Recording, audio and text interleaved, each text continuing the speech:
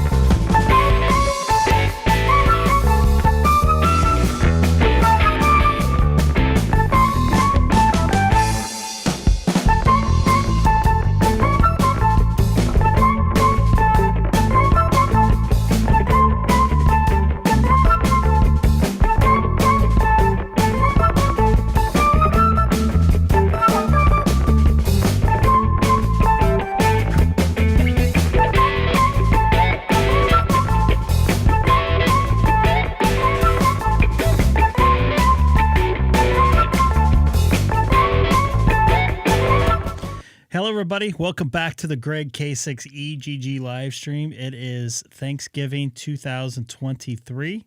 Thank you for joining us.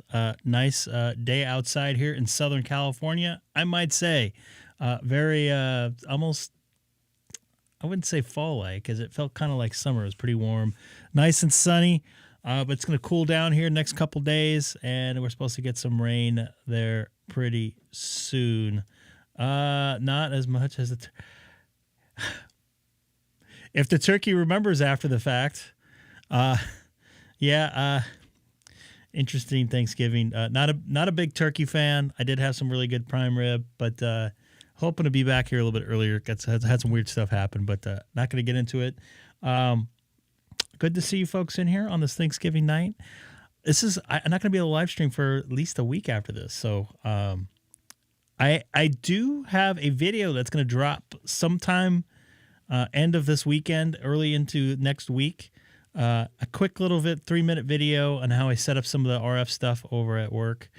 It's kind of like basically a little bit of a challenge I had making RF IFB, which is interrupt fullback wirelessly, work throughout one of the arenas I work in. So it's kind of challenging to make that happen. Colin, you only slept 2 hours? What the heck? What's wrong with you, boy? Yeah, so I am pretty tired. I got up early this morning. I wanted to kind of get up a little bit early this morning, but I wasn't planning on getting up as early as I did because the cats woke us up. And I got to get up early tomorrow morning because I'm working early. I get off early, though. I have some plans right after I get off of work down in Orange County where I'm at. Hey, whose fault is that? Not mine. But thank you for staying up. I appreciate it. In all seriousness, I do. Was on DStar earlier on 12 Alpha. Speaking of 12 Alpha, I was on... come on now. I was on the Papa System repeater that's up at Wrightwood because I was up in the high desert here of the United States, for you, Colin, high desert of California. I wanted to see if my ID52 worked up there, and it did. What's up, Denny? I was up in Phelan. No sound. Okay, so I'll just put hi. No, I'm not a turkey guy. Turkey, I'm not against it. Have at it, but I hate the smell of it. I just don't like turkey. The older I get, the more I hate turkey. So, no offense to the poor turkey, just don't like it. Hey, maybe I could save some turkeys there. So, on QRZ too as well. Getting close, Mr. Colin, because you helped me out. I need to run through some of the. Yeah, that's good enough. Are you traveling? Getting close to my 1,000 goal, 1,000 county goal here for contacts on this fake mode called FT8. I'm at 928. I gotta go through this again. Some of them didn't compute right. I picked up probably about 40 or so confirmations from fixing these discrepancies that VK5COL mentioned to me. So I appreciate it. So I'll just go through and fix that. Also, I'm getting pretty close on my... Hearing some crackle here.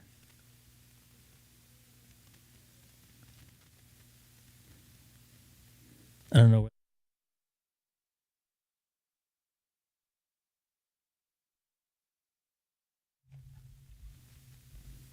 Something's a little dirty there. I'm gonna have to clean this up. I'm also getting close to all states and a lot of different modes here. I gotta reset my.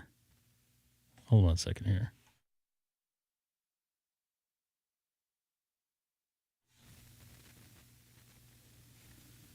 I don't know why it's doing that.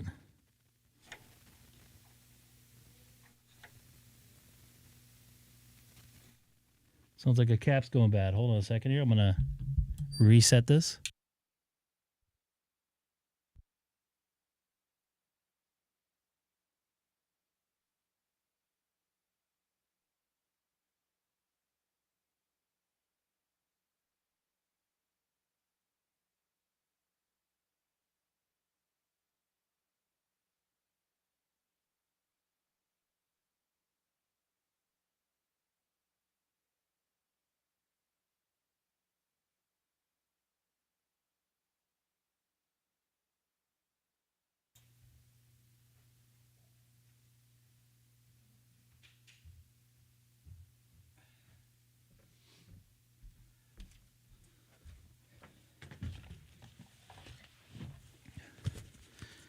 Sorry. I was having a little bit of crackle issue.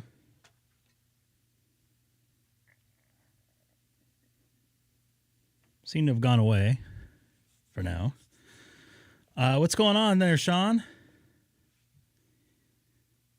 That's weird because you're right by there.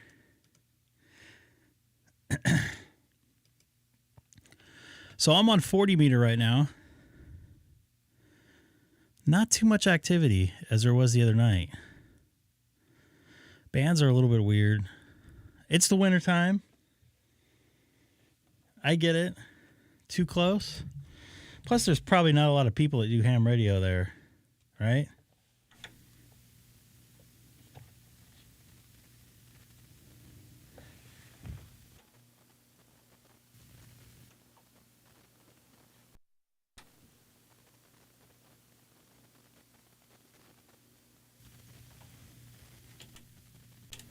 Got some crackle issues I'm going to have to work on when I get done. Trying for Michigan right now on FT8. Come and get me. It's summer for you.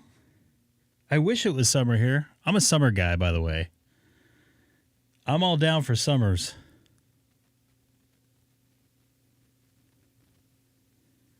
Just trying to figure out where that crackle's at here.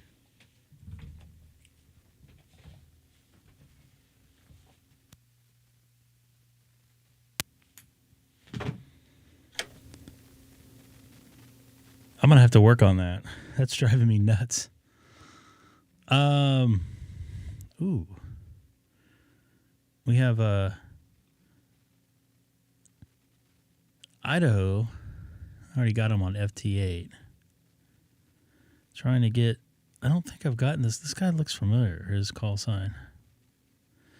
Tustin, Michigan. So how hot is that in Australian?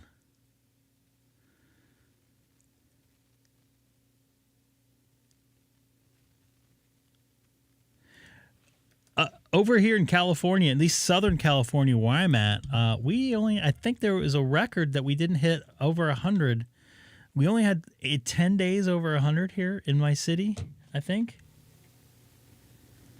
which is just amazing.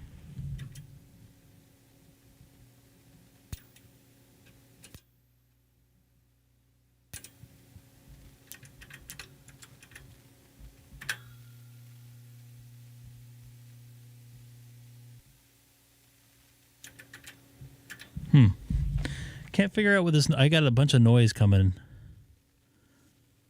It's driving me nuts. You guys probably don't hear it in your ears as much. Turn it up way loud.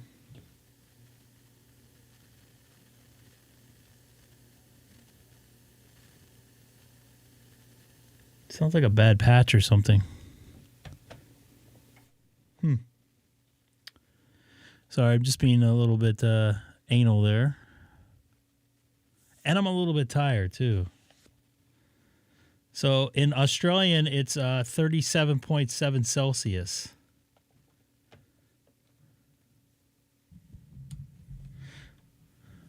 How old are you in Australian?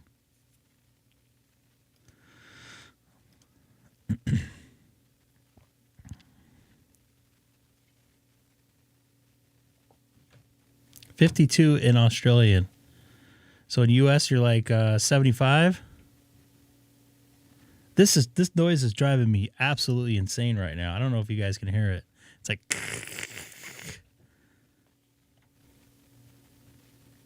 It has something to do with my preamp, though.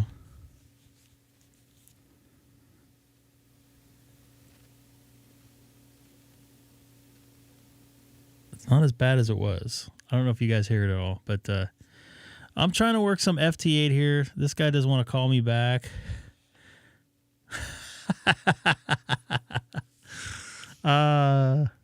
One of my coworkers saw this, and I was asking when I was messing around like that, like, why are you saying that? Like, you get it. Just a little banter. I'm going to try FT4 for right now and see how it is. And I am really tired. I don't know how long I'm going to be on tonight. And I'm really going to try to figure out what this noise is coming from, too.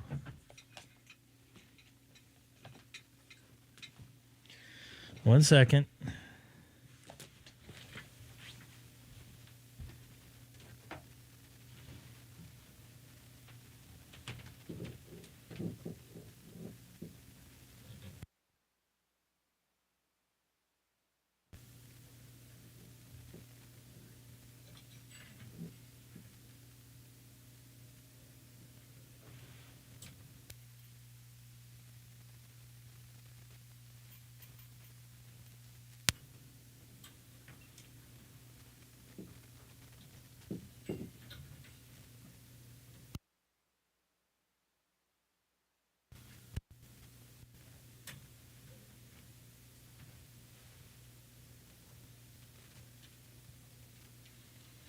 Sounds like my preamp might be dying, which will be very, very unfortunate.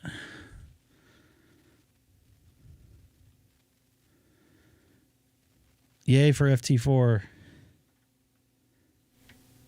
All right there.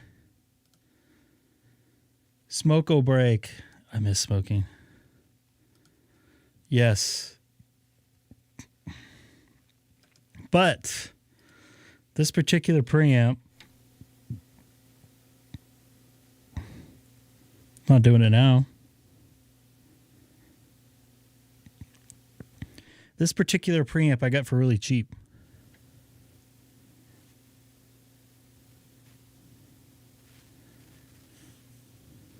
No, it doesn't sound like it's the cable.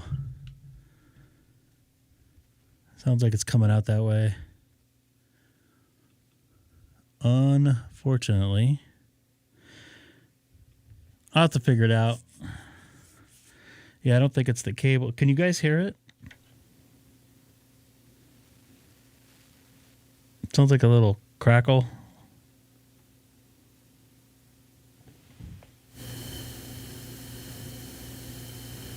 Of course, it's not going to do it now.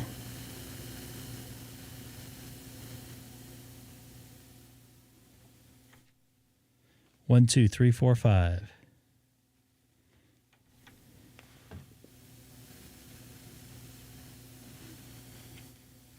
One, two. 1, 2.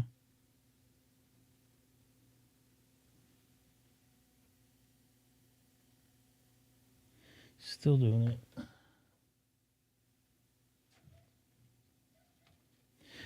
I guess I'll have to figure out a bypass for this thing. Yeah, so the story goes with this. I have an Avalon 737 vacuum tube. I was walking through a pawn shop, which I do every once in a while, just to see, what's available, so on and so forth. And I saw this preamp here sitting there. It's the silver one, 737 SP. And I was like, wow, how much for that? He's like, well, they normally go for like $2,000 or whatever. He said some outrageous amount, which I don't think they go for that much, especially on a used market, maybe new. And he's like, well, it doesn't work, doesn't pass audio. And I go, well, can I check it out? And I'm like, can I bring it home and check and listen to it into my stuff? And I can give you like a deposit? He's like, well, no, not really. I can't let you do that. I go, can I bring a microphone in and some test equipment just to see what it does? I might take it off your hands. He's like, well, I don't know. I might have to sell it for parts. I'm like, okay, well, I would love to know what's wrong with it, because it might be worth my while. Really? Oh my God! What's up, Chris? Nice to see you in there. Yeah, some Chris. See, you guys hear that, huh?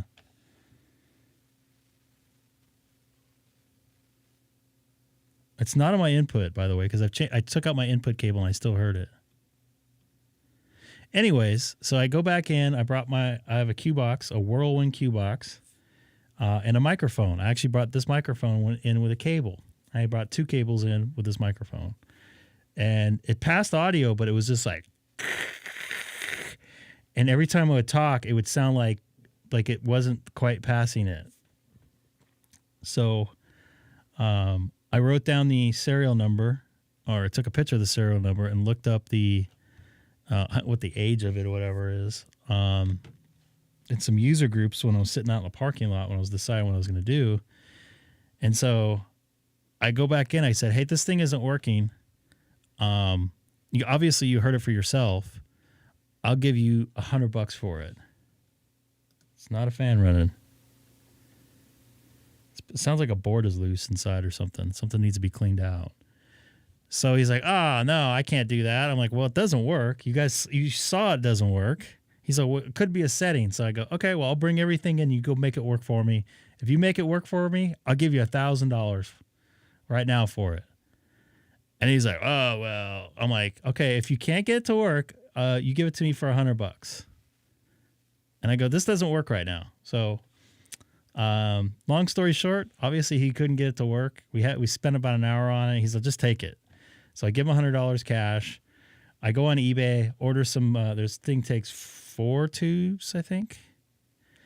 I ordered the tubes for it. It was like, I think they were like $60 a tube or something like that, or it was $60 for the total. So I got my rubber gloves on, changed those bad boys out because you're not supposed to touch them.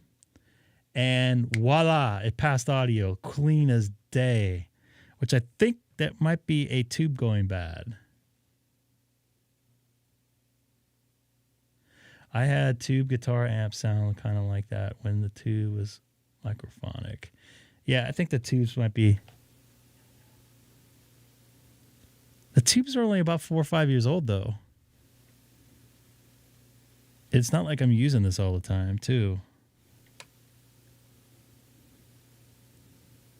So I unplugged, just right now, I unplugged the input for it, and 40 meters has completely almost died. I unplugged the input to it, and I still heard the hissing, so it's not coming from the microphone to the microphone cable. It's something within the preamp. Anyway, so I brought it home, changed those preamps out. This thing sounds really good. Obviously, right now it doesn't sound all too hot, so I'm gonna have to do some figuring out on how I'm gonna pass some audio here for the future, which really bums me out. I'm making a lot of contacts here on FT4, 40 meters. But I don't see anything on the scope, which is even more weird. Oh, look at that. Dustin in the house.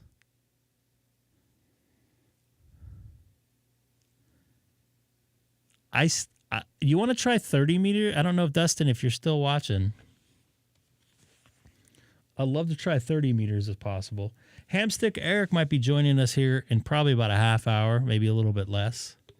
TNX. Okay, I want that. Hurry up there, Dustin. I want to go for this TNX. I don't know what that means. TNX.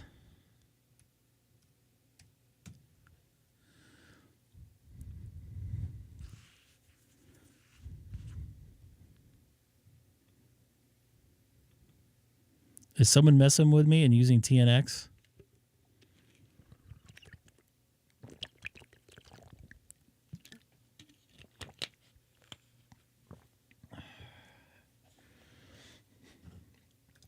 So I don't know what that means. What does TNX mean, boys?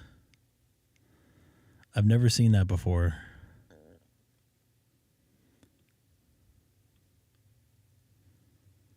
But I think I'm going to go to 30 meters now.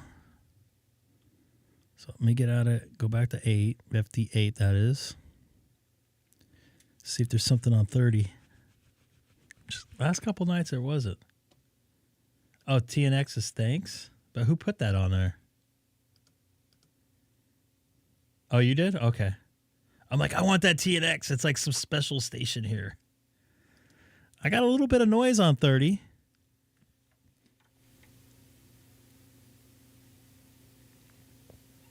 Sounds clean now.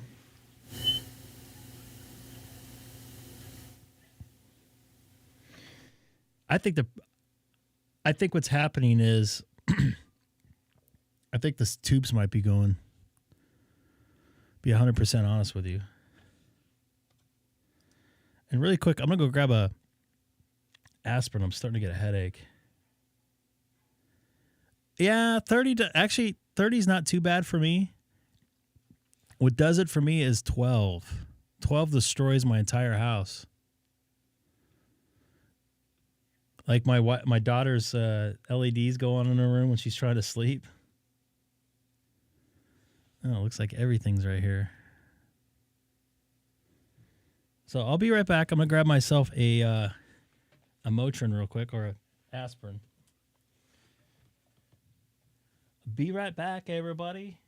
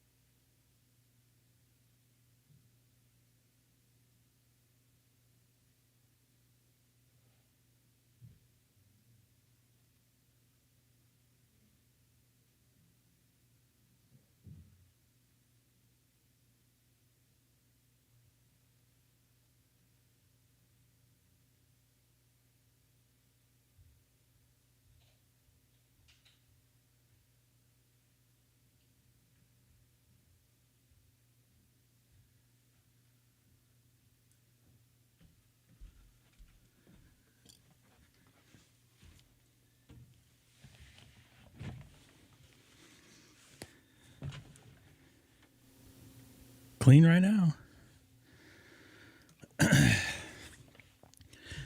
ST4 tube set. So there's 4. I don't remember paying that much. I thought it was like $65. That was on YouTube. YouTube. That was on eBay. But everything's gone up since then. I mean, that was actually, to be honest with you, I think that was before Haley was born. So that might have been 7 years ago when I got this. It was the summer the summer I had Haley, I think. Summer of 2017.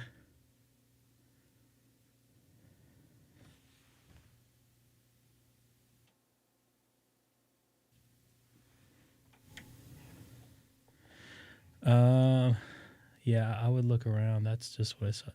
Yeah, I don't know what it is. I might actually just take this preamp out of line and just go with the preamp and the board, because I am using an SSL is probably one of the better preamps out there to use as far as what's out there. I think it's pretty equal to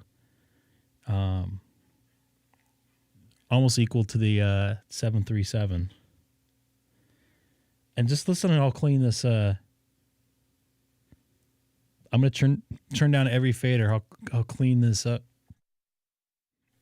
This mixer is here.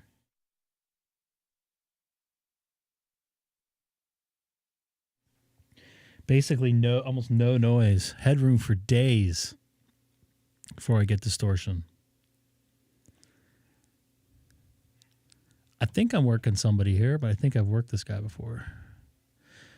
FT8 10 meter, FT12 15 or FT8 12 meter, sorry. 15 meter FT8, 20 meter FT8, 40 meter. This will be a good if I can get this guy on the 30 right here. There was another guy I got, like, I wasn't even trying like I do with Sean. I pretty much got him on every mode. I haven't physically talked to him. I didn't hear anything. This thing's quiet. Gitmo. The thing with this console also, it's basically a digital console. So, like, I can route stuff from my computer, and it will go through the mixer, but it will stay digital. So I'm not getting that preamp noise. Obviously, this is an analog mixer or an analog feed coming in for my preamp, so I'm going to definitely have some noise. But even right now, when I don't talk, it's around neg 50, so that's really clean for especially a consumer mixer. I'd say this is maybe a pro server mixer. Definitely a lot cleaner than my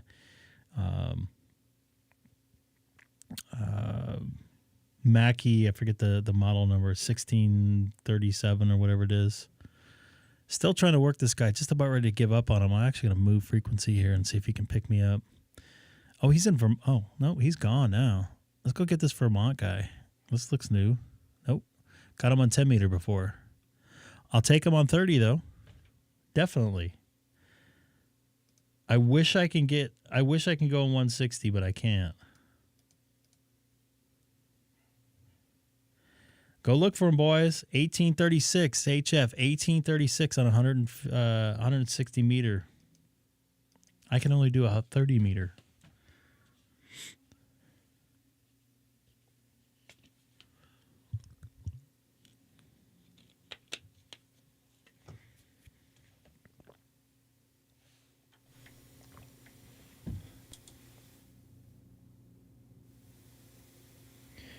Now, if you hear all that noise there, I could take my Apex out of line, and that cleans up. But then my voice, I think, sounds a little too weak.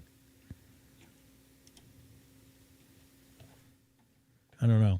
I got to figure out something. Never seen so many stations on 160 meter FT8. I wish I can join you there, Dustin. I just don't have the equipment to make that happen at this point in time.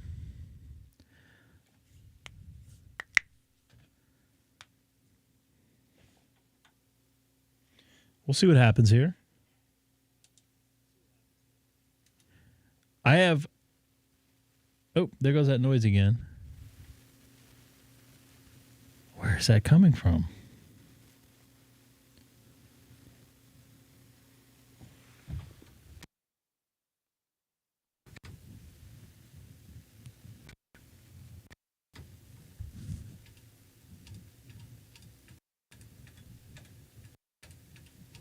See if something was making that happen. As far as plugs, and it's not. Oh, looking! I see Joe there. I want to go after Joe.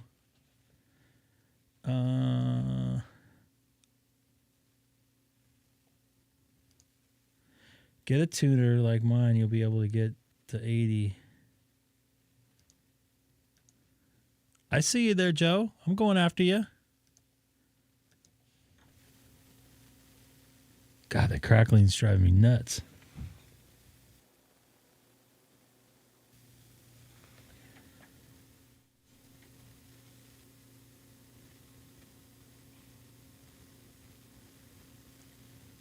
I'll have to work on that probably next week.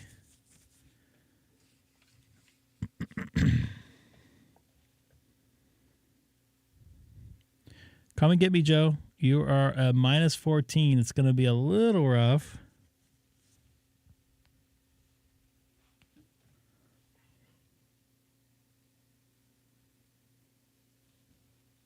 But we'll see what happens here. Confidence is high.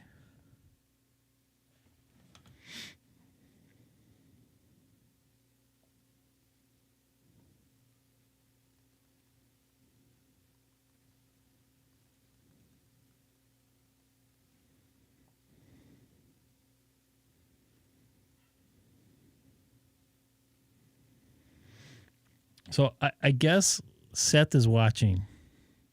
So Seth. He's with his family, so he won't be joining us, at least in the voice chat tonight.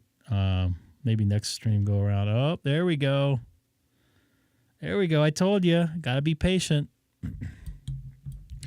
Good things happen to people that wait. Sometimes. Not all the time, though. Whatever this problem is, it's intermittent. So I don't know what's causing it. Oop. Button's a little noisy here.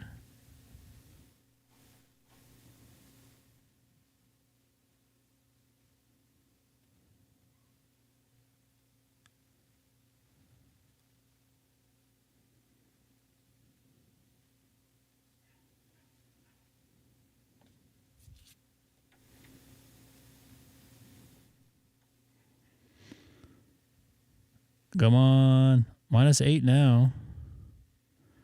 It's getting better.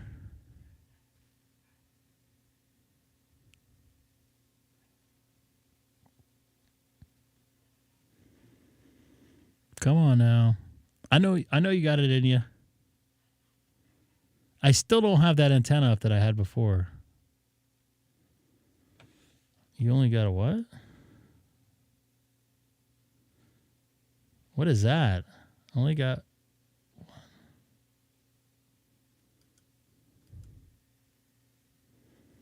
Now you're -16 this time. This roll around. There we go. Well, did it go through all the way? I don't think I got you on this band before, have I?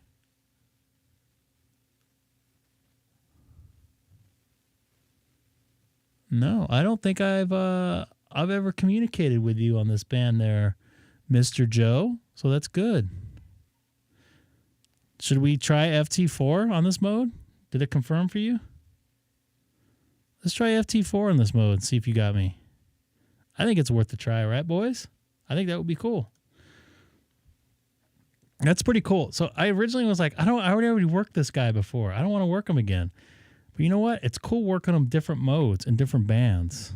So go to, if you can, Joe, go to FT4. And anybody else, if you guys want to reach me, go to FT4 30 meter. FT4 30 meter.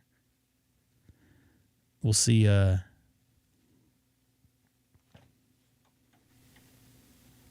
This noise is driving me absolutely insane.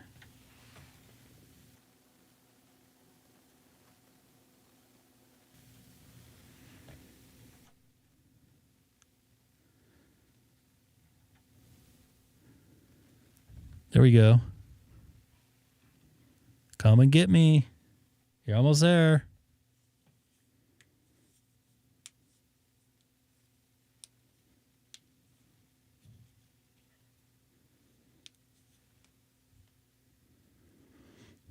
Minus 12. We should be able to make the contact there.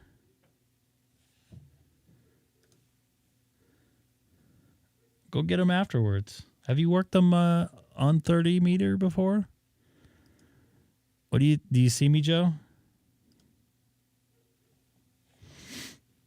All right.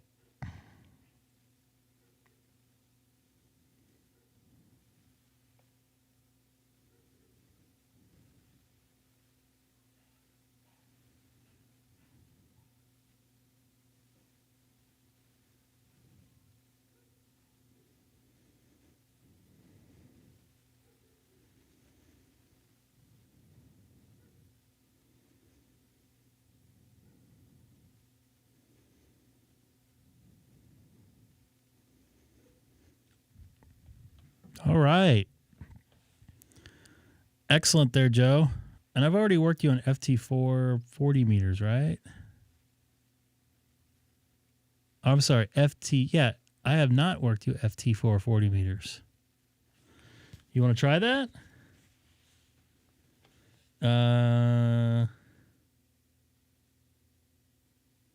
Yeah, I'm not seeing you there, Dustin, at all. I'm going to slide over to FT4 40 meters and see if I can pick up Joe there.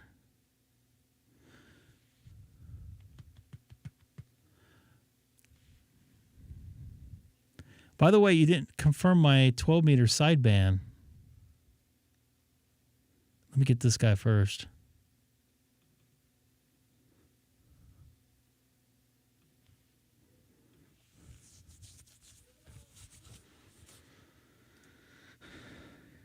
Copy that.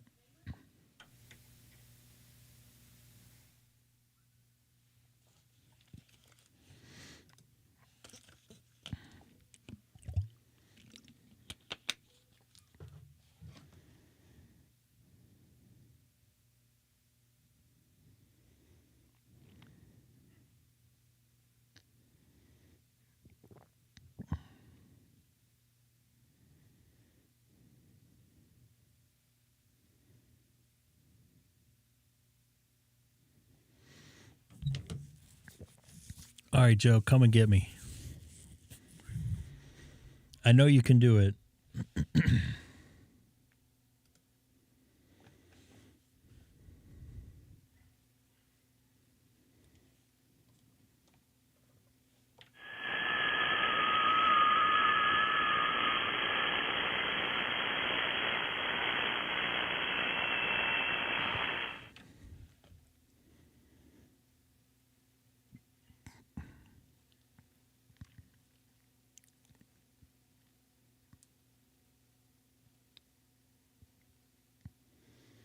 Still don't see if you're trying.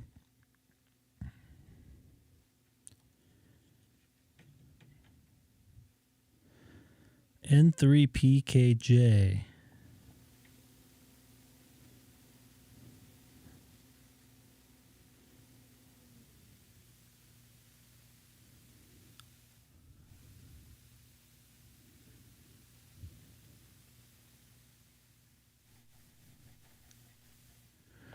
I'm going to go after this guy right here. I don't think I've got him before. He looks different. Not different, but I don't think I've worked him before.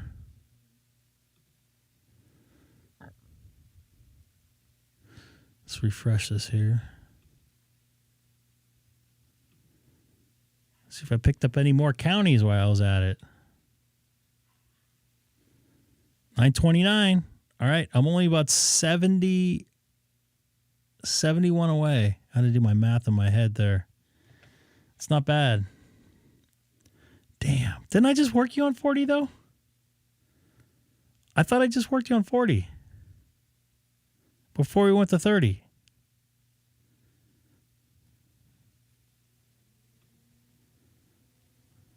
Oh, no. You're right. That was Dustin I just worked. I'm like, hey, that sounded familiar.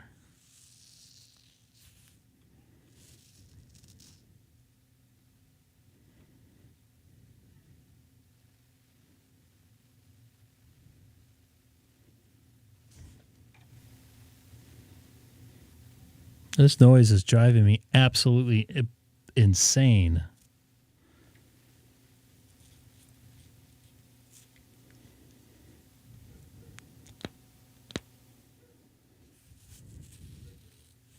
This guy's disappearing and coming back, too. I don't know what the deal is with that.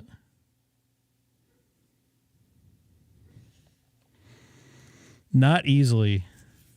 If I bypass the preamp, I won't be able to talk on the radio because I have... The quick answer to that is no. I know it's the preamp that's making the noise. I just don't know what... I think it's the output of the preamp that's doing it, making the noise.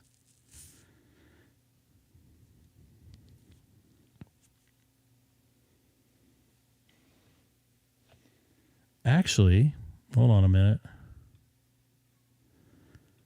I wonder if I have... What do I do with that cable? Let me grab a cable right quick. Hold on.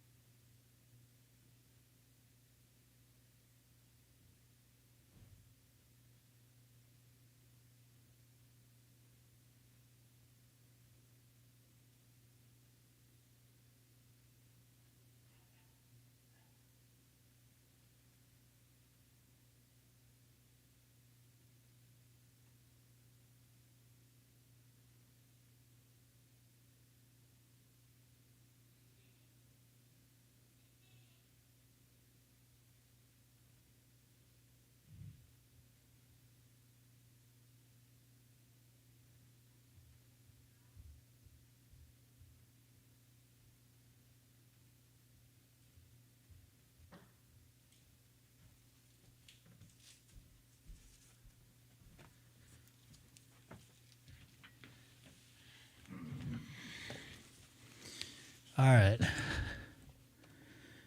Let me, all right, so what was that? Hey, what's up there, Eric? Okay. The bypass switch incorporates a sealed silver relay for the most direct signal path.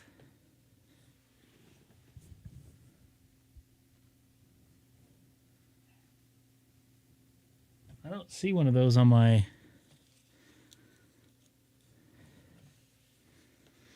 Well, let me try something here.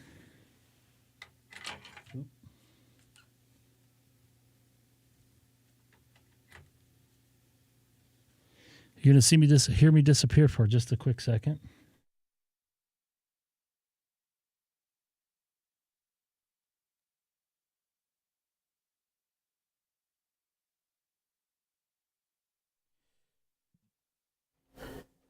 Hello, this is directly into the mic or into the mixer here. Obviously, it sounds a little bit different. I do not hear that noise anymore. That noise you hear is my 7610 working. But let me, Shane, I want to... Don't go anywhere.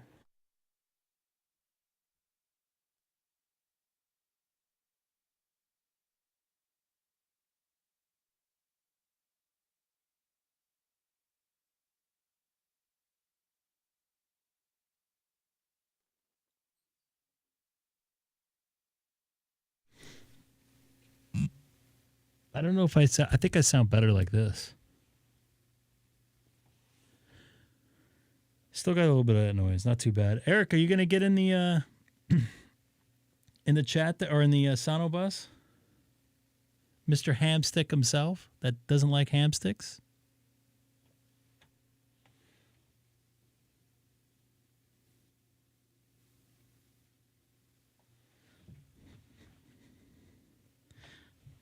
I don't know. That preamp actually didn't sound too bad. So where is that switch S? The bypass switch incorporates a sealed silver relay for the most direct signal path.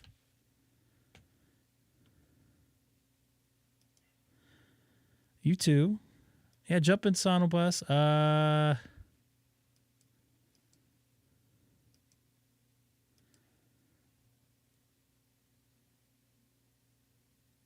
I think I've changed some stuff since you've been in there last. I'll have to give you the info.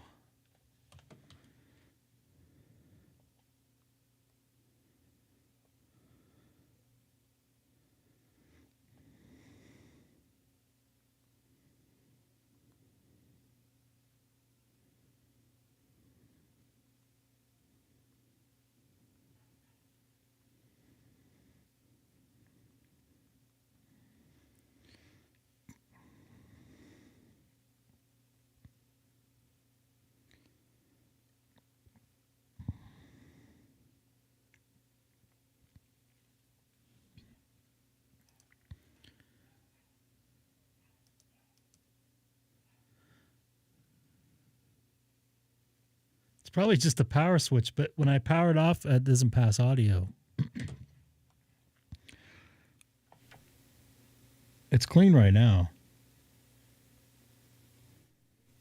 This Aphex is so noisy.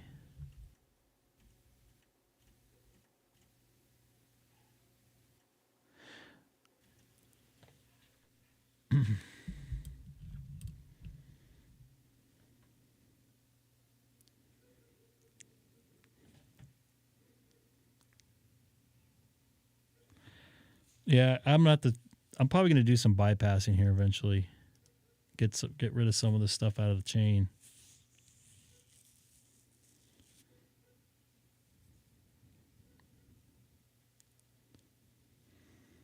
It looks like FT4 went to doo-doo. Is that Hamstick Eric in there? I don't hear you if you're talking.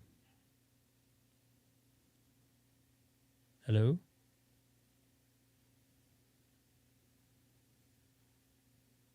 It says you're muted. It might be me here. Oh, I know why. Hold on. Oh, hold on. It is me. Hold on. Big stick.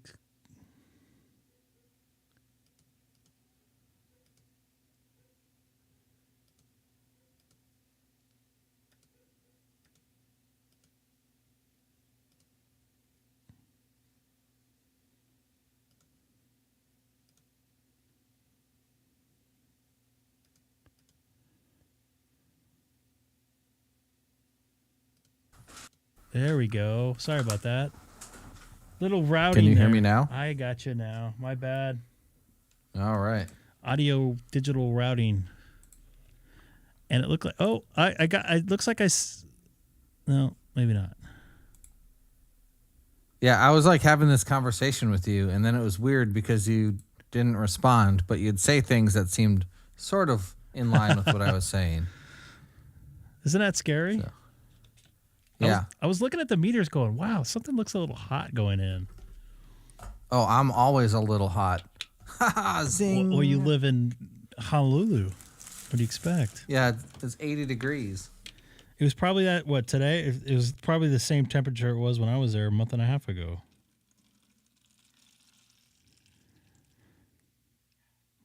Do you hear any crackle on your end? Not crackle, but I hear like some background static. Actually, I don't hear that it. Could also be me. Actually, I don't hear it now. What about that? Probably heard that. Yeah, it kind of sounded like this.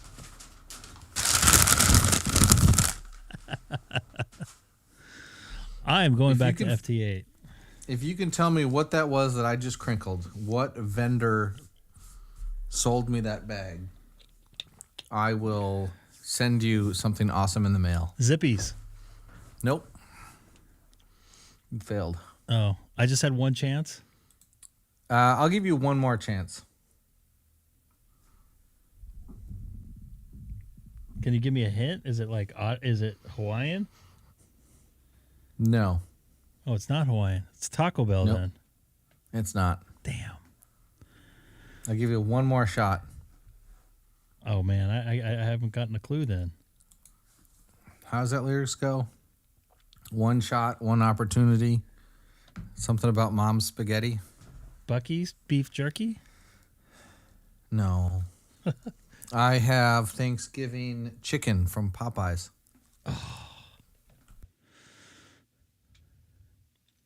I haven't had Popeyes in a minute. So, I know we talked about Taco Bell before. I got to pull out of this here for just a second. I think Taco Bell's closed right now. Maybe. Not all of them. Let me see here. Yeah, I just got back from doing a thing up on the North Shore with Satellite, and then I decided I wanted food. So is this the Taco Bell you go to here? You Hold can't on, see let it. me pull up. Are you in the preview that we set up for you last time? Probably not. No, I'm literally just sat down and whoa, hold on. Okay, hearing yourself on echo like 5 seconds later. You got to mute that. Actually, I can mute it sending to you. No, I got it. I'm good now. Okay. It's on the YouTubes. Oh. San Pedro, where's that? That's like kind of where it's in LA, like south of like Redondo Beach and stuff. I don't know. That sounds like the Taco Bell I need to go to. You want the vomiting too? Yeah. How do you get that turned into booze, bash, sex and vomiting? Well, just throw that in there. It sounds like a party. It does. I'm not sure the Taco Bell fits the rest of it. I know. That's what's weird about it. Robin. Like, Hold on. hang on, guys. We Why have is to my stop screen- doing drugs and activities. I need to vomit up some screen churros. Doesn't look blurry on mine. Obviously, you're seeing doubles there now. Try to hit the little wheel thing, the wrench, and you can change the settings to 1080p at 60 frames.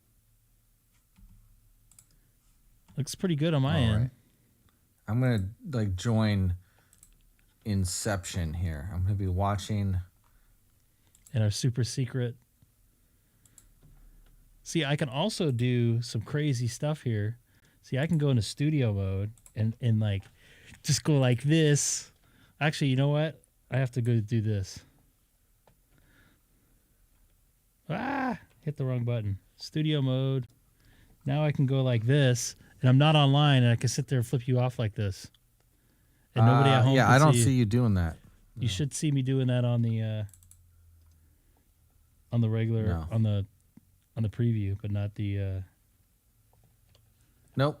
I see you doing FT8. There we go. Now, Greg, put your pants on. Come on, that was funny. Oh, it's not going into preview anymore. Interesting. Oh well. Still doing FT8 40 meters. Seems a little bit, I don't know, quiet. Did it work for you there, Robin? And by the way, anybody new tonight, don't forget to hit that like button and subscribe. So it turns out I think I'm feeding you some white noise. I've only seen 2 channels from you. No, my microphone is like picking up my air conditioner or something. I don't hear it. I do not hear it. Oh, maybe it's just my monitor mix then. Does it sound any different now? Nope. No different. Even how about now with some compression? Nope. Don't hear anything in the background. No, but I mean, did my voice change? I didn't notice anything. You sounded kind of like. Yeah, I hear the change now. Yeah, I hear. Yeah, I can Is hear that the change. chickens? I can hear the change. I don't know if you're messing with me and playing chicken sounds. Why would you think that's chickens? I don't know what that was. Chickens sound like ducks now? Oh, is that ducks? Okay. No, did my audio change from here over to here? Yeah, I hear it. You're killing me, Smalls. I didn't really, to be honest with you, I didn't notice a difference. Okay. I was changing some of the things in the Shure app. Things. Somebody else, I got to get one of those microphones. So Shure, actually, I got from a Shure rep, I got an SM7 here. I got it for free. All I had to do was pay for shipping. So I should be getting another microphone from them if that's the case. Not that That's I'm how you sponsored know, or like, anything. That's how you know you're big time, when Shure is sending you like professional audio equipment. Well, I've known the guy way before time, basically. 20 plus years I worked with him. And I go, hey, can I try one of those microphones on my live stream? Sure. All you have to do is just give me some money for shipping or whatever. I'm like, okay. Well, what one are you using now? Is that a Rode? This is an RE20 because I think it sounds better.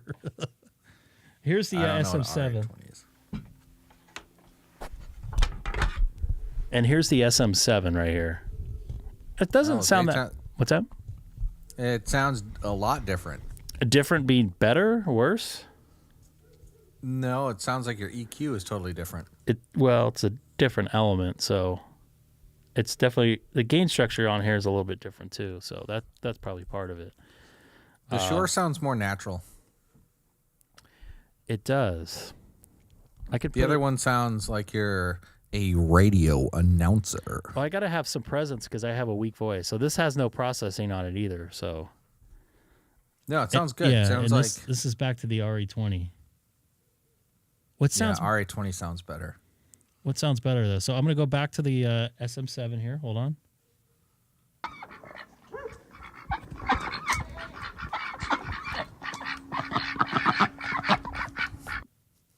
And now back to the RE20. How's that? Ducks are an improvement. The thing is with the SM7 now the SM7 I have in line now, I'm not running through the same preamp. So you're not going to get exactly the same sound.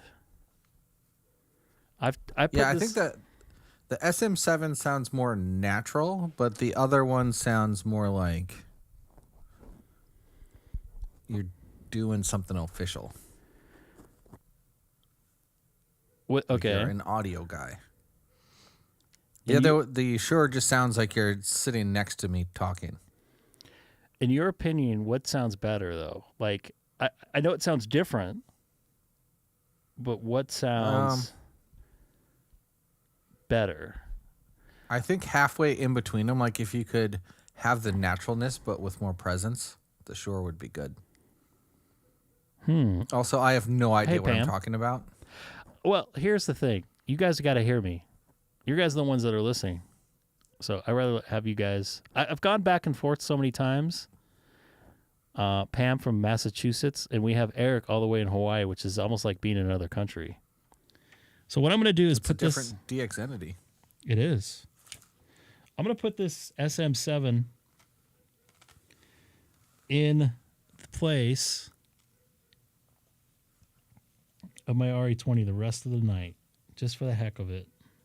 I've already unsubscribed. Oh? Yep. Why did you unsubscribe? Already? You were too sure. Damn, were you getting too many ads? Like I've been getting emails like, why am I getting ads? Like, dude, I have nothing to do with the ads. I had premium and it was awesome, and now I don't have premium, and I'm getting ads on all videos like every 5 minutes. And yep, I'm gonna install one of the not authorized third-party apps so I'd stop getting ads on my phone. Did you see the? Oh, I don't think I sent you the. You're not on the group text.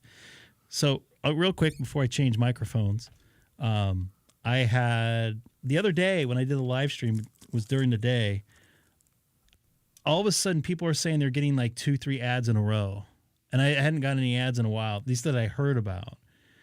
So I'm like, what the heck? And I was on at 9. I didn't have as many, and then I saw a. Let me see if I can pull it up here. So there is a new.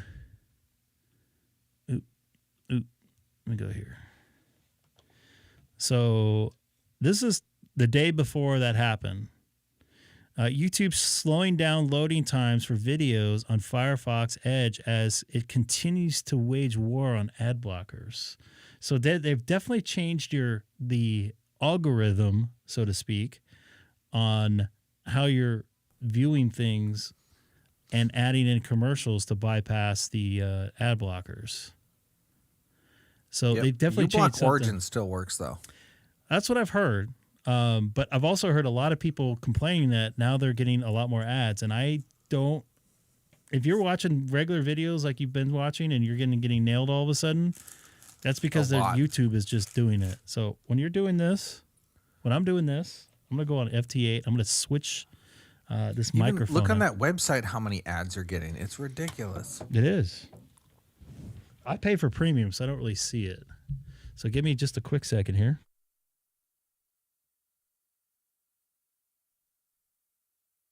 No, I mean, even on that website, you were getting a lot of ads.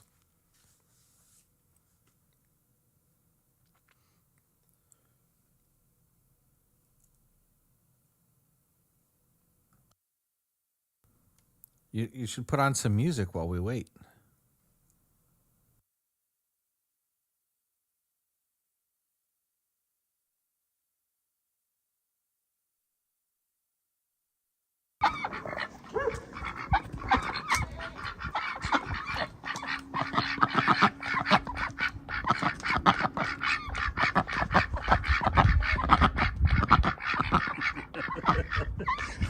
Ducks. All right. Now I have the SM7 in line with everything else I had in line before with the RE20. Yeah, it sounds pretty good. I'll leave it for the rest of the night. Okay, so Chris mentions unblock is toast after June. Yeah, if my ad blocker stops working and I don't have premium, like I think what they're trying to do is just bully you into getting premium.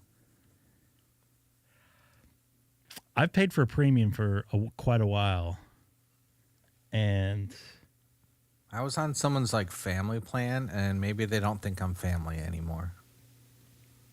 You talking about the divorced couple? Let's not talk about that on the internet. Oh, I apologize. You're right.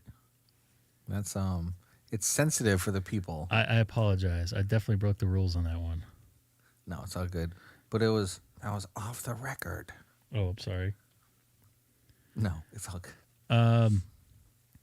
Yeah, so I don't know exactly what's happening with that. So once again, I get a lot of emails and people. It looks like Greg's in there too. If you can turn on your speakers or your headphones a little bit. I don't have control over that stuff. It disappoints me just as much because people are not being able to watch my stuff as much as I would like because they're seeing an ad. I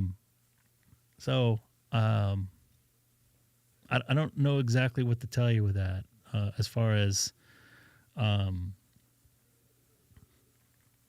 to deal with it because it drives me nuts. Because we're already commercial to death. For me, I watch YouTube to stay away from commercials and stuff, and I pay for YouTube Premium, which I thought was $8.99 a month. So I'm a little bit confused. So, Greg, welcome aboard. Welcome and happy Thanksgiving. Whoa, hopefully I'm not too loud. You are pretty loud. Can you turn yourself down like 3 dB if possible? Or 6 dB, actually. Okay, how's that? Keep talking a little bit more. 1, 2, 3, 4, 5. Yeah, give me a little bit more dB down. Okay, here you go. 1, 2, 3, 4. 4, 4. There we go. That probably sounds a little bit better. That sounds good to me. I had to turn myself down 12 dB. Yeah, really? I think he probably has us cranked up too loud then. No? Have you guys could see on the SonoBus? No, there. I turned mine down 12 dB because I was too loud on my own computer. By the way, I have to go back to the RA20. I just don't like the way this thing sounds in my ear. So, well, maybe if you had someone else's ears, because it sounds good to me. Yeah, I'm on the RE27. Yeah, I feel terrible. Greg recommended me to get the Shure microphone, and then he says he hates it.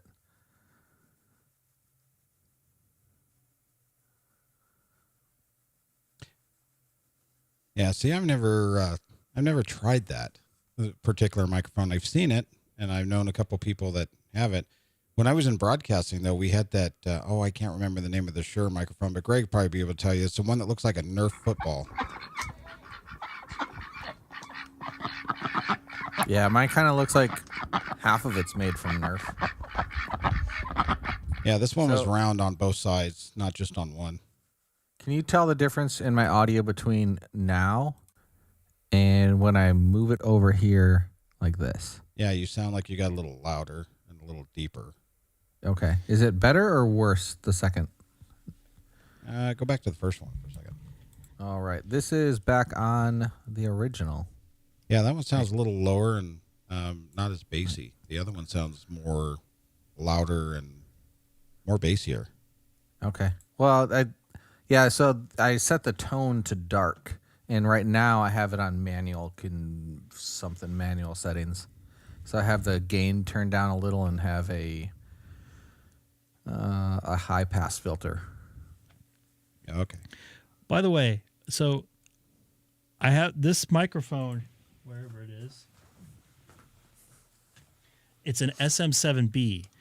You have the M7B, MV7B. The element inside is different. And the reason why I suggested it to you in particular is that you can plug it in USB and there's an XLR out. So it works to your favor. For me, I just think the RE products sound their Electro Voice products sound a little bit better. But for your situation, RE20? Yeah, Electro Voice RE20. And Greg's on a 27, which is, I don't know if it's a predecessor or like a lateral move as far as next generation. What's up, Todd? Nice to see you in there.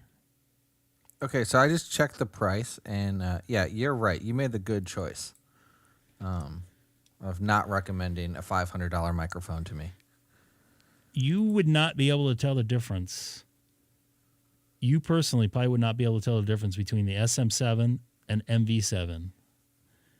No, what I'm saying is, had you recommended the RE20, I would still have that Elgato microphone, and you'd still be complaining about it. Well, but see, here's the thing: you get what you need, not necessarily you want. I mean, it would probably the RE20 would sound a little bit better. For what you're doing right now is perfect. Okay, I think it sounds great. I was also looking at the Rode Pod mic. Junk. Junk. Okay. Well, then... Greg's laughing because he knows. Oh, it seemed like a popular choice. A lot of people use it. A lot of people have it because it looks like this. But this is functional. That podcaster mic is like a Bose headset, basically.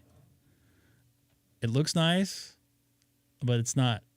I don't like the way the Bose sounds. It's like over processed, over EQ'd. I feel attacked. I thought I was an audiophile when I bought my Bose QC35s. I was like, oh, this is living the high life. You could spend a little more money. How wrong was I? and get a Ultimate ears. Well, now I have the Shure IEMs, and they sound. My own voice sounds weird because like I'm wearing earplugs basically, but everything else sounds good. Yeah, because it's there's a I forget the name of there's a technical term for that. Maybe someone can help me out with that. So when you have in-ears in, it hits the nerves differently in whatever this tube is called. So it's vibrating that tube versus you listening to it like an over-ears or in-ears. So in-ears, it's going in the canal differently. What, like an acoustic tube? Or acoustic? Well, the tube that's in here, you're basically almost touching the nerves when you're using in-ears. That's why it's bad that you use them all the time. It almost sounds like I'm kind of plugging my nose a little bit. Yeah. Like I'm stuffy because it's like vibrating through my skull. Correct. You nailed it right there. It is definitely, it's sending the signal differently when you're listening to yourself differently through your earlobe tubes or whatever. I forget the tech. I'm not a doctor, but there's the audio guy over at Ultimate Ears told me about it when I got my ear molds in. The other thing, I don't know if anybody's gotten their like a professionally done ear mold. That is the most freaky thing ever. You can hear your heart beating through your chest because it locks out all the sound. Because it went into like almost like a half an inch into my ear. We had a room like that for doing the audio tests. For whatever reason, we had one that was just like in a storage closet thing. And I went inside of there for like 3 minutes. Like it was so quiet, like I could hear like the blood going through my veins. I didn't like it. That's trippy. I'm surprised you lasted 3 minutes. Somebody when I was in, because it was like 3 of us getting ear molds at the same time. One of the guys threw up. I'm like, oh, right, so that's why you have it. Okay, make sure you mute yourself. So I was like, oh, that's why you had that trash can there. So I was wondering, why do you have this trash can right there by these chairs? And this guy was just sitting there, blah, just throwing up in this thing. I'm like, he gets out. I'm like, why did you throw up?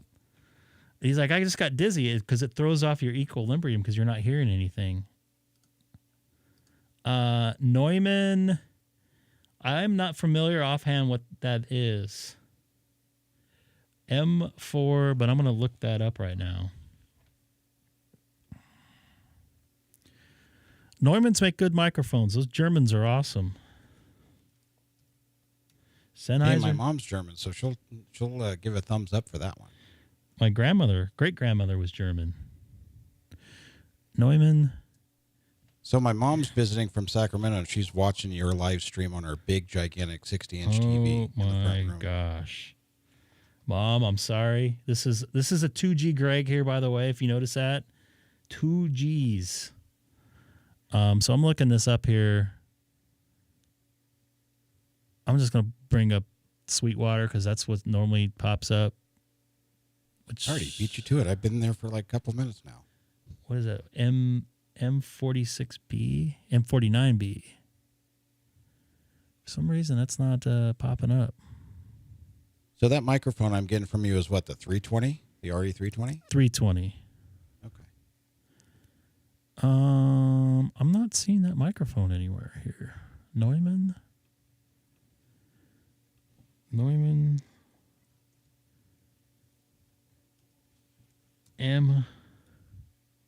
M48. M49B. Holy moly. Yeah, that's a lot of microphone. For anybody at home, you do not need this microphone. This should be, let me go back to what I was saying before. There is reasons why you have certain type of cars. This would be like an F1 car on a regular freeway if you try to use this at home. The sensitivity on it's like really high. I've seen these in person. I haven't used them. But you can hear, you can You can hear me messing with my nails if I do that. That is definitely out of my price range. Yeah, there's no need. I had a Neumann TLM 103, and it was totally overkill for what I was doing, and I ended up selling it. You guys might have seen it on the streams, but a very, very good microphone. Sounded really good. It picked up everything in my room, which I did not want.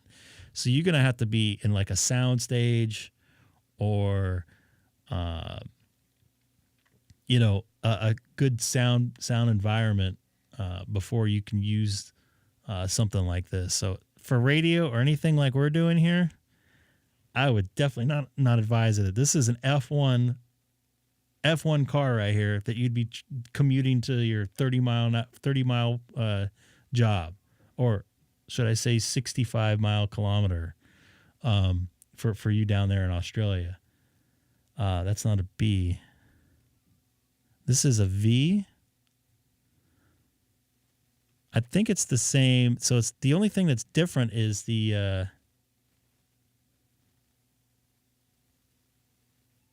only thing that's different is the element in the back, I think, if I recall right. Let me go back to here. Paste.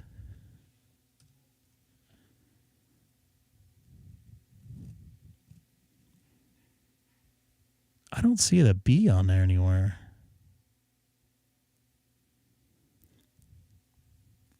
So the other thing about some of these Neumanns, like the 87, is you're basically got a TLM, and what it is a transformerless microphone. You got 3 different type of microphones in the one.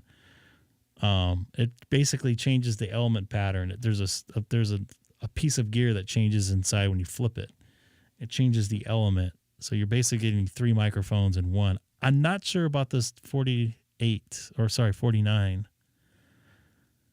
because I haven't directly used it, but I've heard people say it's an awesome mic, but just not worth what it is. Nah, I wouldn't say that. It looks like it. So is that your wife there? I think, Greg. Yeah, the one that says "Smile, it's done." Yeah, Greg Yeah, doesn't that would need be that her. either. He doesn't. Be honest with you, no, he doesn't. It's overkill. Even probably this microphone's a little bit overkill, but you got to have good sounding for the folks, right? Well, that's the thing that with us that have worked in broadcast and you still working in broadcasting, it always has to be the best stuff sounding that you could ever have, and so that's just our preference. Yeah, but that's having that microphone there is something else. That's like beyond. I don't know. I've only seen one of those mics once, and it was like on like a really big production. This guy's still trying to call me here on FT8. Yeah, my wife says I have a spending problem because I always want the highest end gear, but this would definitely be something way out of my price range, and that would definitely be overkill. Don't need it. I wouldn't suggest it. I'm all for buying all kinds of cool stuff, but man, that is just no. You can buy a car for that much, a used car for that much. So I would not suggest any of folks out there buying it. And I don't think, even if you put that microphone on with like a TLM 103, your ears would not know the difference. You might see it in a scope, but I could definitely don't think your ears would know the difference. I'm just trying to get this back into here.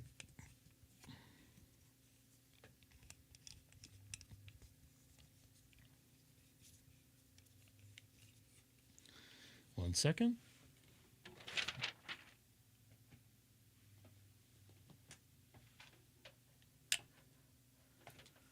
This is the Haley microphone, so you guys can hear Haley when she comes in here.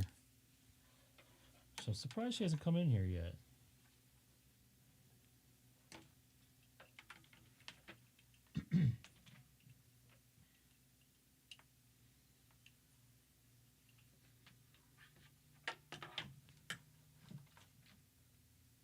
Let's see if this works. Hello. 1, 2, this is Haley. All right. By the way, Haley made this for me earlier today. I don't know if you guys can see. It's hard to see with the glare.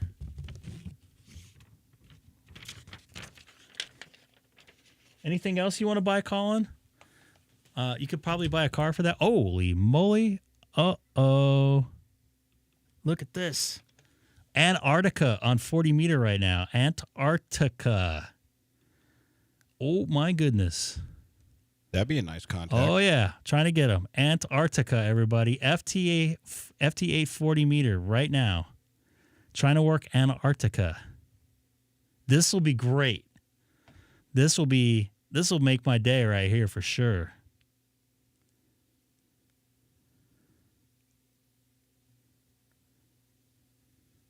Come on, Antarctica. Come back to me. I don't even see him anymore. I'm trying to grab that bad boy. That would make my day. Antarctica. Holy moly. Have you worked Antarctica, Greg? No, I have not. I think Sean worked at Voice.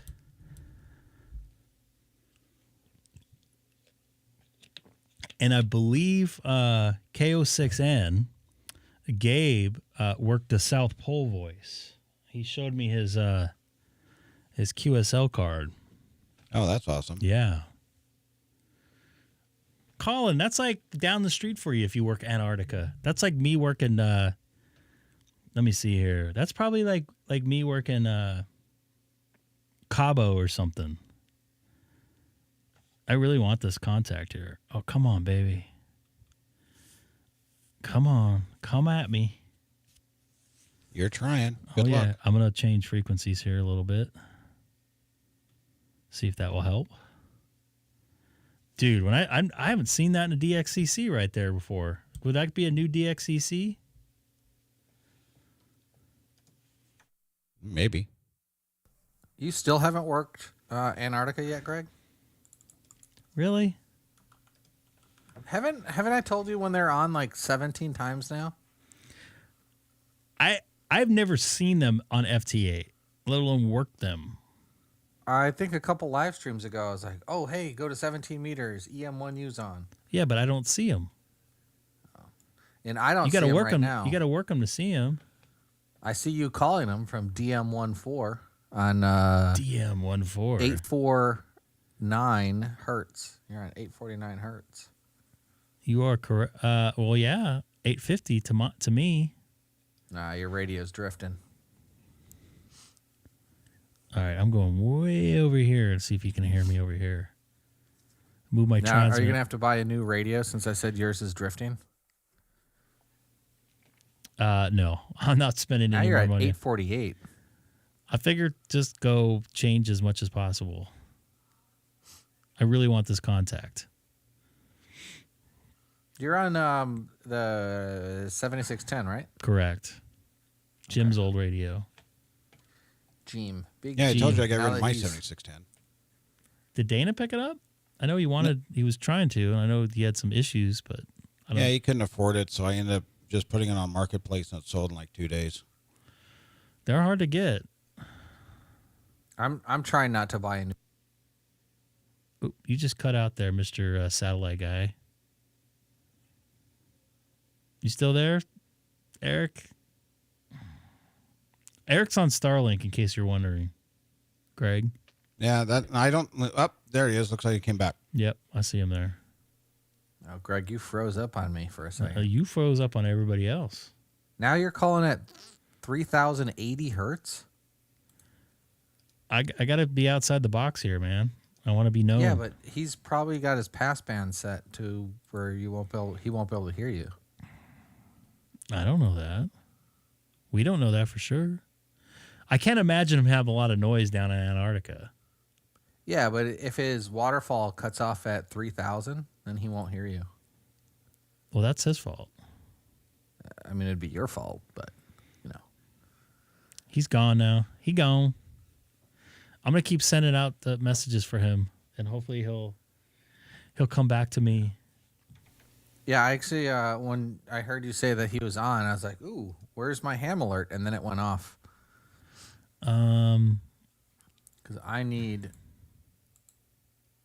him on a couple of bands still. That is the most annoying sound, other than a crying baby behind you at 4 o'clock in the morning on a flight. Yeah, so I still need to work him on 10 and 20. So I've got him on 12, 15, 17, 20, and 30. So how? I need 10 and 40 is what I need. Look at the azimuth, 160, crazy. How can you tell what frequency he's on? No, I could tell what frequency you're on. Oh, I know, but how can you tell? How can I tell what frequency he is on? So if you have ham alert, if someone sees him, you'll get a notification on your phone. I'm gonna go after this fella here. Oop, he gone. Greg, so you never worked Antarctica? I have not. Trinidad and Tobago is on. I always get those guys. Those guys are like Indonesia. I've gotten Indonesia's pretty Indonesia, far I've gotten from you. Vietnam and New Zealand.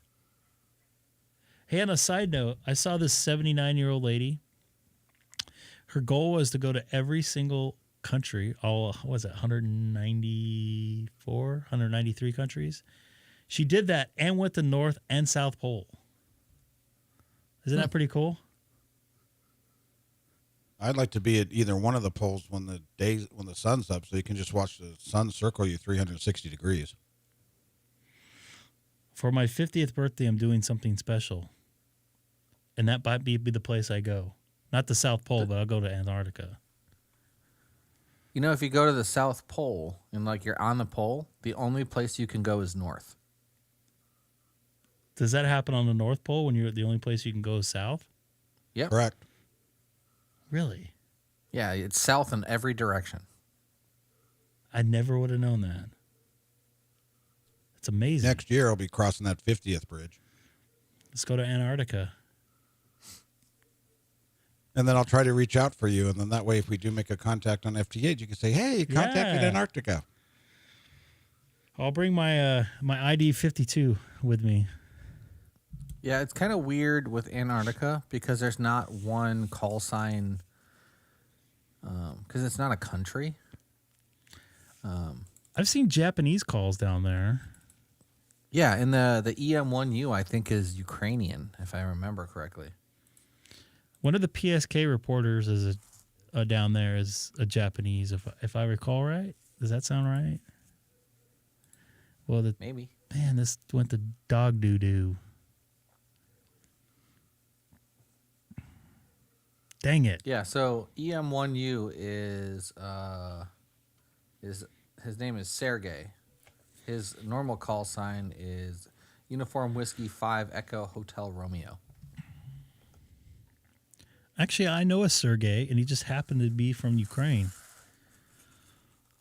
I mean, if you knew a Sergey and he wasn't from Ukraine or Russia, that'd be weird. It could be from Belarus. Isn't that right in but that area? Belarusia is basically just Russia.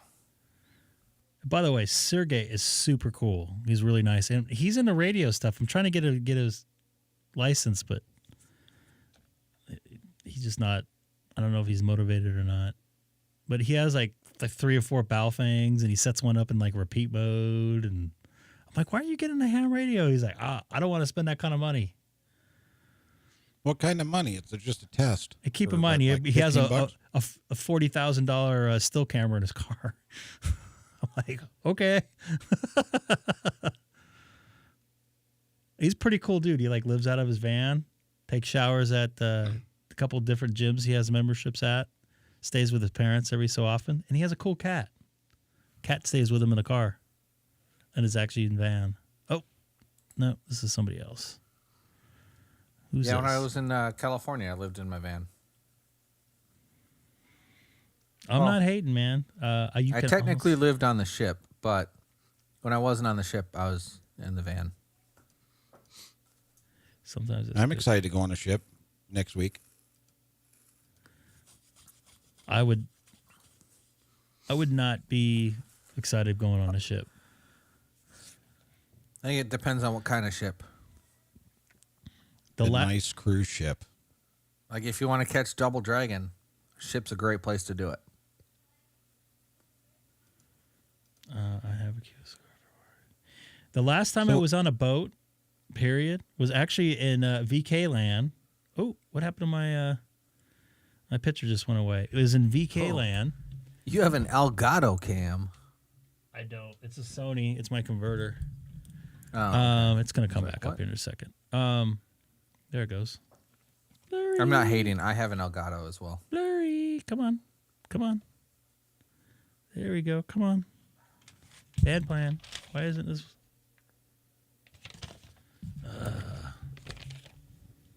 Yeah, your back wall was like super perfect, like perfectly clear. So as I was saying, I was down. We were down in Australia, and I get seasick super bad. Like, you can't believe how bad. Like, before we're even outside the break, I'm out there feeding the fish. Even with the Dramamine patches? Oh, that doesn't do anything to me. You have to put that on 24 hours before you get. I put that on 3 days before and got a shot, and it still didn't work. Well, at least I don't get seasick. That's the cool part. If you get seasick on a cruise ship, like, oh my goodness. I got seasick on a ferry. That's what I was going to say. I was going between Adelaide. Actually, it wasn't Adelaide. Colin would know. It was whatever past the from Adelaide past south to the past the vineyards, that port, whatever, to Kangaroo Island. I threw up almost the entire way, and I started throwing up as soon as we left the dock. It was miserable, but I promised my wife I'd do it because it was our honeymoon. I should send you some videos of being on a cruiser in like 15-foot seas where you can't walk straight, and in between swells you're angled 30 degrees in either direction. Was anybody barfing? No. Well, you guys are seamen, so you guys shouldn't be doing that. Yeah.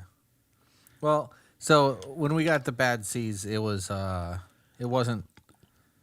We had already been out to sea for a long time, so we were all good. I know some guys that worked on Deadliest Catch, or actually one guy in particular. He said, and he's like a surfer. He's like in the water all the time. He used to go on boats all the time. He said he got sick like no tomorrow out there. And those other guys are like the normal fishermen on there. Like, it was like, they said, oh, well, today's like glass. And it was like 15-foot seas. Like, yeah. Ugh. My very first time getting underway, I was deploying with a different ship. And it was a converted ship. It wasn't a warship. So it was supposed to be like built to be like 15 or 20 feet deeper in the water, like have more of a draft. Uh-huh. And it was flat bottom, so it rocked a lot. And we went into, I think, 15 or so foot seas. And we had that's what's on mine. Oops. We had stripped and waxed the floor the day before. So when someone puked, their vomit was like sliding around on the deck. It was so gross. It stayed in like one like chunky glob, and it was like sliding around. That's awesome. The office space because we had a tile floor. I love to hear stories like that. Yeah, just as I get done eating cherry pie for my dessert. Oh man. When I Eric, one of these days I'm going to have to tell you about what happened today, but I can't say it. I'm not even supposed to say that much, but we'll talk about some interesting stuff happened. You know the rules about things you can't talk about, right? Yeah. I know. Just don't talk about them. But I am not online, not broadcasting. Greg, me and my mate had the entire bottom of the ferry to ourselves. We got food, people downstairs, and the rest of it. No, thank you.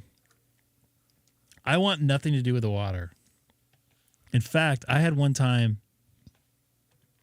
I went to Catalina with a girl I was dating back in the late 90s, early 2000s. And Catalina is only like 20 miles away.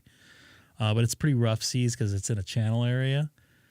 And I threw up like no tomorrow. And I was just miserable when I got off the boat. Like, I felt worse when I got off the boat. Were you outside? I was both. I tried both. Okay. I went up to the back of the boat, and it was like, it was a little bit better. But I was just, I remember this kid going, look at all the barf that guy's doing. Generally, like if you can be closer to the middle, and like look out and see the horizon, you're a little better off, because then your internal ear balance things will be in tune with what you're seeing. And in the middle, you don't move as much as you do on the edges, or like on the bow or stern. I felt a little bit better in the back. Yeah, so my first cruise, it was interesting because we went down to Ensenada, and Ensenada was like the last day before coming back to Long Beach. And then so they hauled butt all the way from Ensenada back to Long Beach at probably, I'd say, about 21 knots. And everywhere I went, I would go in the bathroom and there'd be like 20 people vomiting everywhere. Because it was so rough, because they were going so fast in that cruise ship. Ugh. Yeah, Greg, I should send you some video of like me on an LCAC. That was Please do. I was I'd love to inside see of a it. Humvee, strapped to the deck of a hovercraft, going inside of another ship. You're like Now, that would be cool to You're see. like getting eaten by another ship, Yeah, like we drove right up the butt. and it poops you out too. Yeah, it poops you out, and then you go to the beach. I was in the funniest thing. So this was like 10, probably close to 12 something years ago. They needed a comms guy to go ashore in. They were doing. We have a base over in Africa, in Djibouti. So the Marines were practicing beach landings, and we were on like an amphibious assault ship. So it's one where the Marines do their thing and they do the Marine thing and go like storm the beaches. But the first people on before the Marines hit is what they have like a beach unit that goes up and sets up the beachhead. And they're like, hey, we need a comms guy to go with. So they were just going to pull a random dude from the ship that's the comms guy. And I drew the lucky straw. So, yeah, I kept making jokes about shooting comm all over Djibouti. Was it Africa hot there? Oh, yeah. Yeah, and it smelled terrible. It was like 130 degrees. Ugh. What But they had, smelled terrible about it? like burning trash and stuff like that. But after we did all the thing and then the Marines came and did their thing, we drove the Humvees to the actual base, which was a couple of miles away. And I got to go to their little mini mart and I bought like a backpack full of snacks that we didn't have on the ship. Went back to the ship and people were like, dude, how much for your sour Skittles? And I'm like, dude, $10. And people, made a killing. So really stupid commercials again. I was uploading my log to from Logbook of the World. I apologize. I've said it a couple times. I don't have control over that. They've changed something over the last couple weeks, or actually just last week. They've changed something. I think I should probably put that in the chat thingamajig there. But I apologize. It seems like when more people start to watch, they start putting them in. Looks like there's 25 of you or so watching here.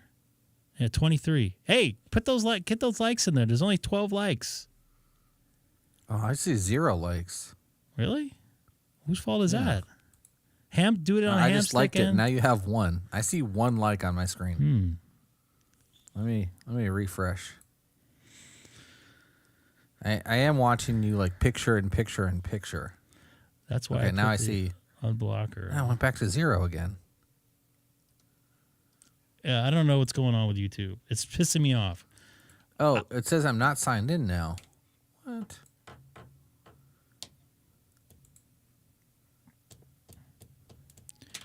I'm trying to get this K5 station here. 17. All right. Great. I got more subscribers. I haven't seen Scott in here tonight. I'm surprised. And you know who I haven't seen either? Because this Sad isn't Ham. Well, Sad Ham that comes in every once in a while is Andy, of all people. Andy Crowley. I saw him earlier today on the Coffee and Ham radio stream. Dude, he's a great ambassador to ham radio and YouTube, watching every one of the streams. when I see him in because I watch every once in a while, I watch different live streams and stuff of people doing stuff because I want to see how the radio setup is. I see that Andy's not an admin in there because I try to he's an admin in most of the YouTube channels, and I will put in, oh, what happened to my camera? Anyway, so I asked him, hey, you got to make Andy an admin. They're like, why? He's just watching. He doesn't. I was like, come on. Oh, look.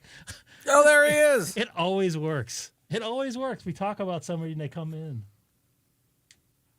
He's got the wrench. Because he's an admin. He's an official guy. And yeah, I have he subscribes and everything to different pages, which is awesome because he's a good guy watching everything. I would love to have him on the channel one night and interview him. I don't think Andy will do SonoBus or Discord. He was in a Discord for a very short period of time one time. But Andy, the invitation's here. I would even take off work if you could have come on.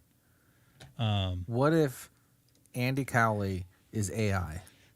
He is not, because I'm on Facebook with him. He's real. I've communicated with him before. And by the way, anybody new watching tonight, don't forget to hit that or subscribe. Sorry, go ahead. You can communicate with people without actually interacting because I had a full-on 5-minute thing with you and it turned out that you had me muted. So I thought I was talking to you. So do you think that we said Andy? He just popped up in the chat like AL, AI, whatever. So the real what you're test. So if you're in chat and then you type the @ symbol and then you start typing someone's name, it'll tell you if they're in there. I didn't know So if you that. do the @ symbol AN, it comes up Andy Cowley. But if he wasn't in the chat, I don't think it would come up. I didn't know he was in. So that'll be the next test. You'll have to do @Andy, see if he comes up. If he doesn't come up, you have to talk about him and see if he shows up. Well, we've talked about him a couple times, and he showed up on random occurrences. So Yeah, last week 3. You said Andy, myself, and someone else, and we all joined within 5 minutes of you saying our names. and are you real? No, I am. But I've seen you in person. I've drank water with you. I am a government program run He's amok. he's an android. He has an Android, I think, right? Yes. But here's the thing: actually, it was both me and Seth said your name, and then, boom, you're in the chat within a minute later. Did you get some sort of interstellar thought in your head that you should come to YouTube and my channel all of a sudden and look at the look? I was just about ready to say Lawrence too. Oh my God, that would have been something else. Well, I said his name earlier. Maybe that's what did it. Yeah. See, I you're was right. like, you said, you know who we haven't seen in a while? And I said, Mr. Sadham. I did remember you hearing that. And do you think Lawrence or Todd or whatever his name is, whatever he wants to identify know as his today? name? Well, it's You Lawrence. don't know your It's subscribers' names? It's Todd Lawrence. Have you noticed the Todd in his name? Look. K Todd W? Yeah, his first name's Todd, and I think his middle name is Lawrence. Correct? If we've had this conversation, I think. But anyways, so do you think the sad ham is not real? Is what you're saying? You think Andy is not real? No, he's real. No, Lawrence is real. Okay, so you don't think Andy's real? No, I didn't say I think he's real. I said, I don't remember what I said. You think But he's AI? He could be. Let's get on YouTube, right? I'm gonna get on Facebook right now and send him a personal message. Okay, have him click on all of the B's. What? Send him a CAPTCHA. What does that mean? A CAPTCHA? Yeah. Like send I him don't a know what picture that with is. like flowers, and he has to click on the one with bees in it. Or like, click on all the pictures that have cars in them. I don't know how to do that. I'm joking. Don't actually. Well, no, I would. Okay, here I'm gonna get on. I didn't think he was that gullible. Well, I don't know how this stuff works. Hey, You're a nerd like we are. You should know that. Yeah. Don't you notice every time that I come on, I say, "What's up, nerds?" And then you're like, "Don't call people nerds." You can call nerds. Don't call them assholes. No. I said, "Happy Thanksgiving, nerds." See, Colin just sent me a message, and I just sent Andy a message. Andy, if you're real, I'm not going to put the message online. Send me a message in Facebook because I just sent you a message there. And the message, you have to solve this equation. 7 minus 4 equals what? Because I don't think AI can subtract. Yeah, they can. They're not that stupid. Let me chat GPT something. So Colin says he's AI. Okay, here's some things I don't do is I don't put on emails and I don't put on messages. So I'm just. Oh, you put on my personal business just a minute ago. I thought you said that on the. I thought you said that on the stream though, because we were talking. Probably did. Yeah, I'm just I giving think you a hard you did. time. So Andy, get in Facebook. Send me a message back. Tell me what the temperature is there, because I don't know if it cross modes into different stuff. You know what I mean? Oh, ChatGPT can subtract. Yeah, that's what I thought.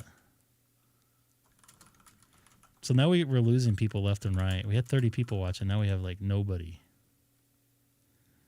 Okay, so if you ask Andy Cowley what the temperature is, AI can't provide real-time information. Okay, so maybe he'll give you no, because he said it was like raining in the UK. He said that before. I've seen him. Okay. I think Andy's real. I think he's real too, but what if he's not? I would love to have him on the show. I think that would be great for the channel. I think that would be great for YouTube as a whole to have such an honorable person. And I say a person because I think you're a person, Andy. And have him on the show. And I would love, because he spends all day watching YouTube stuff on ham radio. I think that's great. I watch a lot of YouTube as well. I do too. No. I watch a lot of ham radio too. I unsubscribed from a lot of people. Well, sometimes you get in the modes. And do we have a? Do we have another sad ham in You here? want to make a comment? Did you want to make a comment? Fuck you! There we go. Jeez. That's the one. So we might have scared Andy away, but I did. Maybe he's on his Facebook Messenger right now, which that's why I went away from. How'd you scare Andy away? No, he's still in the You should chat. see his reply. We shouldn't because you can't share it, remember? That's my own rule. You- But I'm going to tell you. Can you guys hear me? Wow, you're can't. loud. Oh, no. Angry New Yorker. Andy says he thinks he's a pirate. He said, I think he's a pirate. Wait, who's a pirate? I just Andy is a messaged pirate? Andy on my Facebook account. Wait, so there's a pirate Andy Cowley, and you made him a moderator? No. Andy's real. No, but is there a pirate Andy as well? No, Like, he are was there joking. two He Andy was joking around. He made a joke to me. It was a joke. Okay, so Greg, from now on, when you make jokes, since I can't tell they're jokes, can you say the following is a joke? But then it's not a then- joke. No, it could be because then I'll know or like if you have a laugh track. Actually, Seth has a laugh track, I believe, right? Somewhere. Maybe it's a me problem. I don't know when people are funny and when they're not funny. Can you hear me okay, Greg, by the way? Yeah. Can you?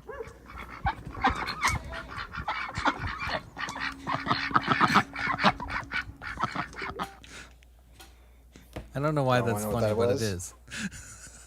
I can't wait to tell you this. It'll be great. Was it about your Thanksgiving today? Yes. Did you share your Thanksgiving with ducks? He might have. Well, I did, sort of. The Mighty Ducks? That'll be tomorrow. No. God, I can't. I'll have to. Are you busy tomorrow afternoon? Are you working tomorrow, Eric?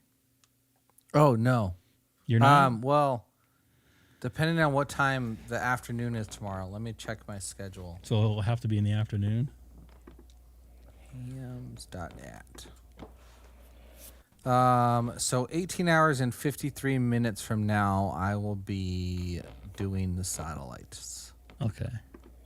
So what time is that? Put that in your date book, huh? Well, not for me. It's for the Europeans. Seth, is a Clydesdale, Budweiser Clydesdales walking through your room there? Nope. I'm just not using my Shure mic with me. I don't have it with me. Oh, it's Okay. like So at 2316 Zulu, I will be doing satellites until 0032 Zulu. Then probably 30 minutes on either side for driving. okay. Well, you can talk in the car. That lovely Bluetooth connection you have. My car is pretty dirty. I don't know. You were complaining about your car like being dirty. Dude, your car was not dirty, especially for Hawaiian standards. Oh, And you know what I neighbor, meant by that. My neighbor tells me it's dirty. He's like, "Dude, your car's dirty. Let me wash it." And then I'm like, "No." And then sometimes he secretly washes it. And then What? he's like, "I like to clean cars." He does it for free.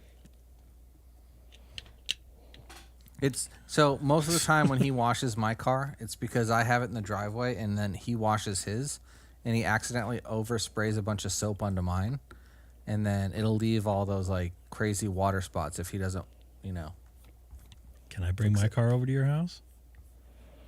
It might take like shipping it- 10 days. Shipping a Tesla here is not fun. A buddy of mine, he's an entrepreneur. He used to ship a car like once every month over there and sell it from California and make boatloads of money. Pardon the expression. It'd take like 7 to 10 days to get over there. And I guess it's on a roll on, roll off. Does that sound? Yep. Roro. Row, that's it. A row. And he'd go pick it up, fly back and forth, and it would pay for his flights and his little mini vacation. So, Yeah, those roll on, roll offs, those are. You won't catch me on one of those. Why? Because of the top heavy? They're top heavy. The decks are open. You can't get between the vehicles very easily because they're all strapped down, and they cram them in there. They are, if you have any kind of water ingress or if there's a fire, like, good night. Good night, huh? Yeah. Good night and good luck. Whose fault is that? I mean, it's just the way it is. That's unfortunate. Yeah. I had a question for you. Can you do DStar? No. Well, There's no I have a DStar. 705, but I've never registered because I couldn't figure it out.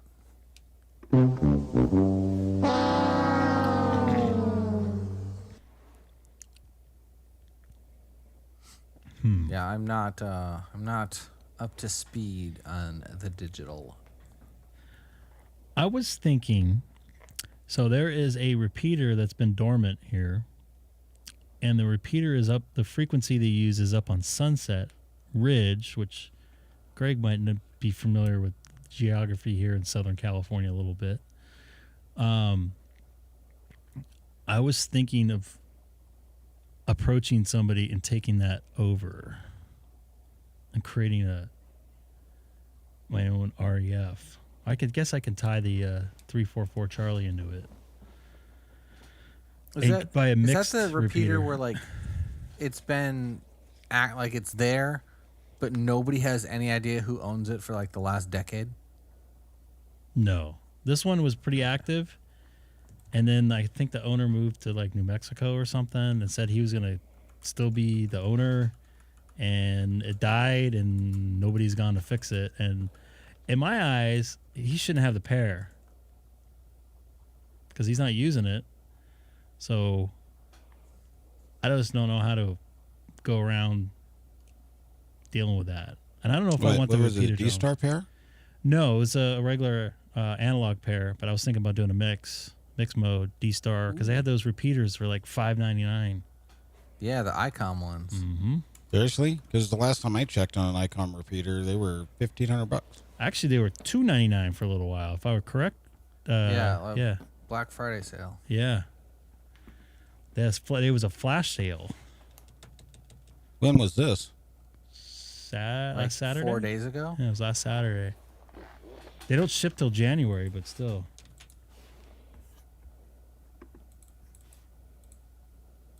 Well, thanks to a Black Friday sale from HRO, I got myself a FT8 for $329. That's not bad. That's very good. Yeah, it was $140 off normal price. Some of the HF radios are on sale. What did I see? I think I saw. Let me pull up the email I got.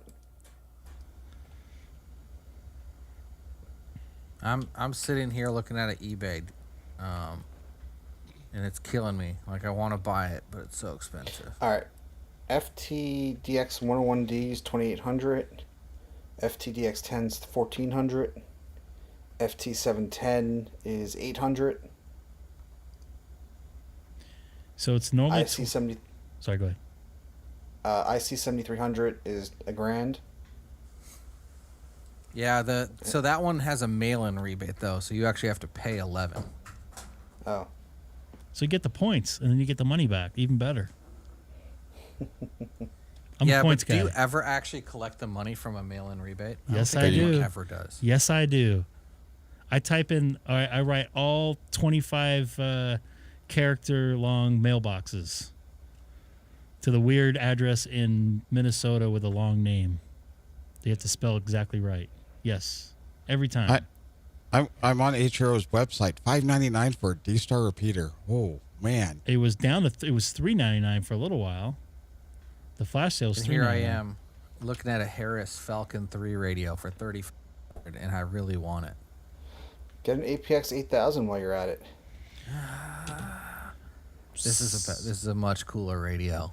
Seth, what was the What? radio we were playing with? It was a Yaesu in at the HRO there in That Florida. was a 710. That was a nice radio. That scope on there looked really cool.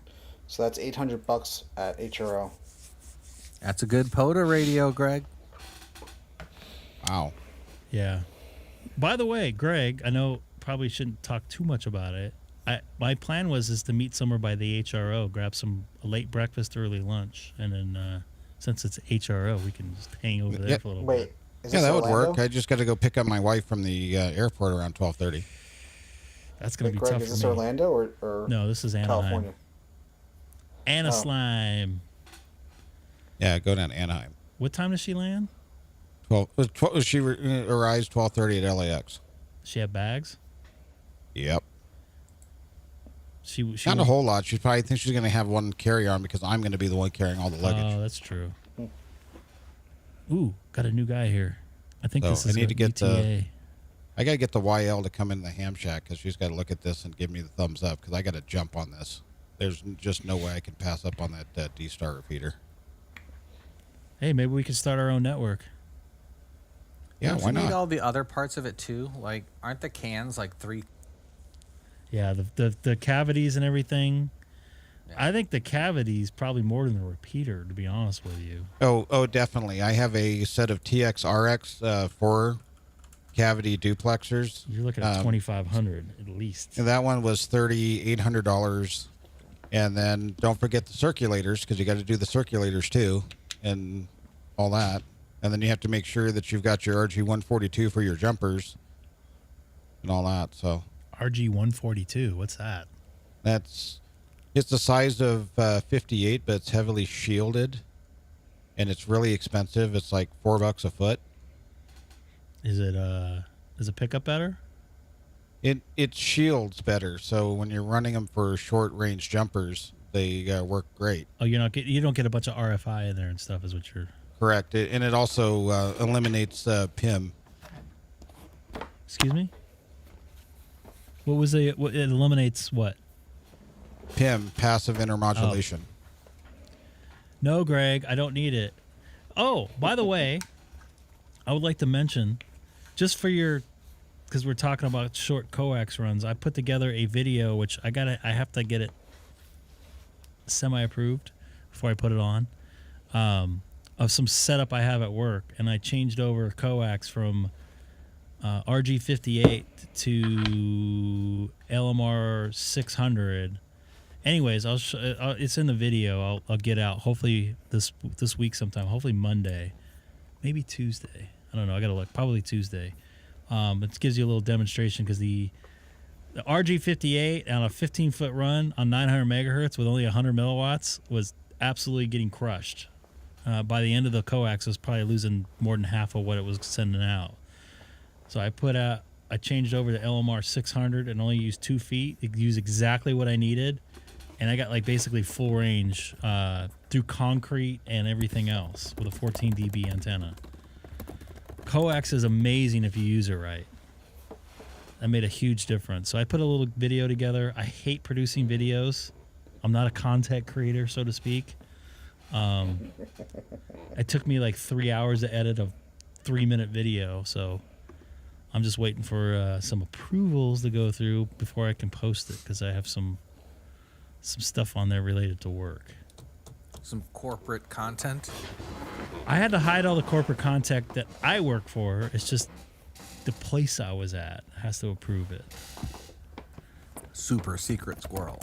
No, just I wasn't, and I have to make sure that I have to show them that it's not being monetized.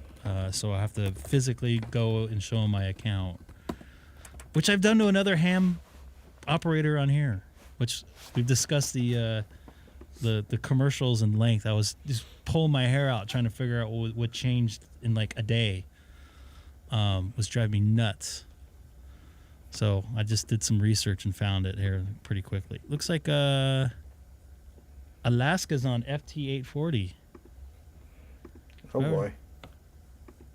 That's normal for Mr. Sad Ham over in the ocean. Yeah, like I can get Alaska with like an HT basically. You're an expert. Just play the video I made, and when you're All right, Greg. out of I'm gonna here. Disappear. Yeah, I know it's Yeah. late over there. I know it's just about midnight. I've been up since 6:30 my time this morning myself. And how much have you eaten? Not that much.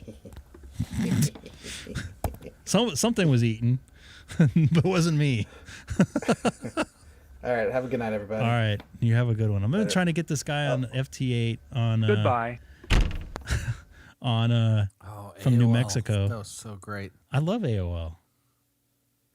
Use countries fix video. U.S. countries. So I've been trying to work this guy for a little bit. Let's see if I got any more connections here.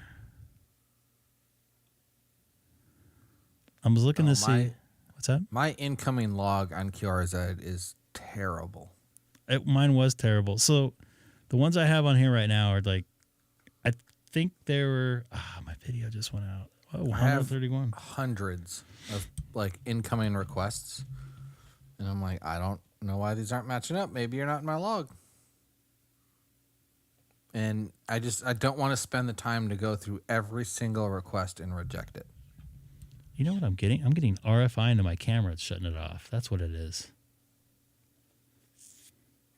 You got to put some beads on it. I actually have some. I have 2 mason jars full of ferrite beads. If it wasn't on the actual camera, I could probably show you. I have 2 on right now. On the camera already? Well, in the power cord, on the power cord and the USB coming out, or the HDMI coming out. That should be enough. You would think. So Put we got one on. this- Do you have are they the clamp-on ones? They're clamp on, yes. And I gotta do in a circle. Come. Do one like every 2 inches. That's what I did on my. Let me show you. I'm not gonna be able to hear you. This is what I did on my, this is my headphone jack here. There we go. That made a world of difference. Oh my goodness gracious. Yeah, I have, I think 2 or 3 sets on my headphones, and I can still hear 40 meter FT8 through it. I got to tell you, when I changed over this mixer, a lot of my RFI went away. Like my old mixer was like an RFI generator, and it's sending it to everything I have connected. See, I think mine's because I have a mag loop, and I put 100 watts into it, and it's 11, maybe 8 feet from me. Oof. Let me, so these guys aren't talking back to me. What's up with that? Did you get a DX Commander for Black Friday?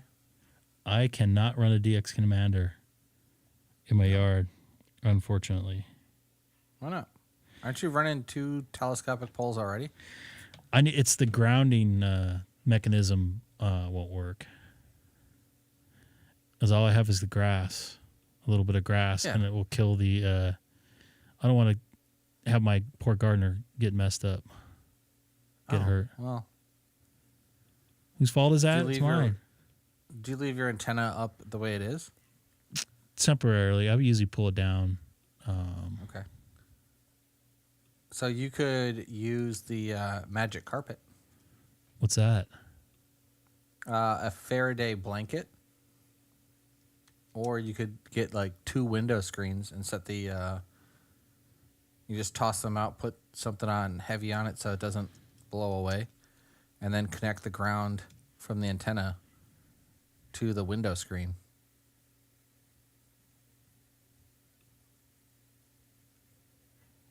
I want to see photos of this thing. Something just came up that I'm glad I didn't have my thing on here.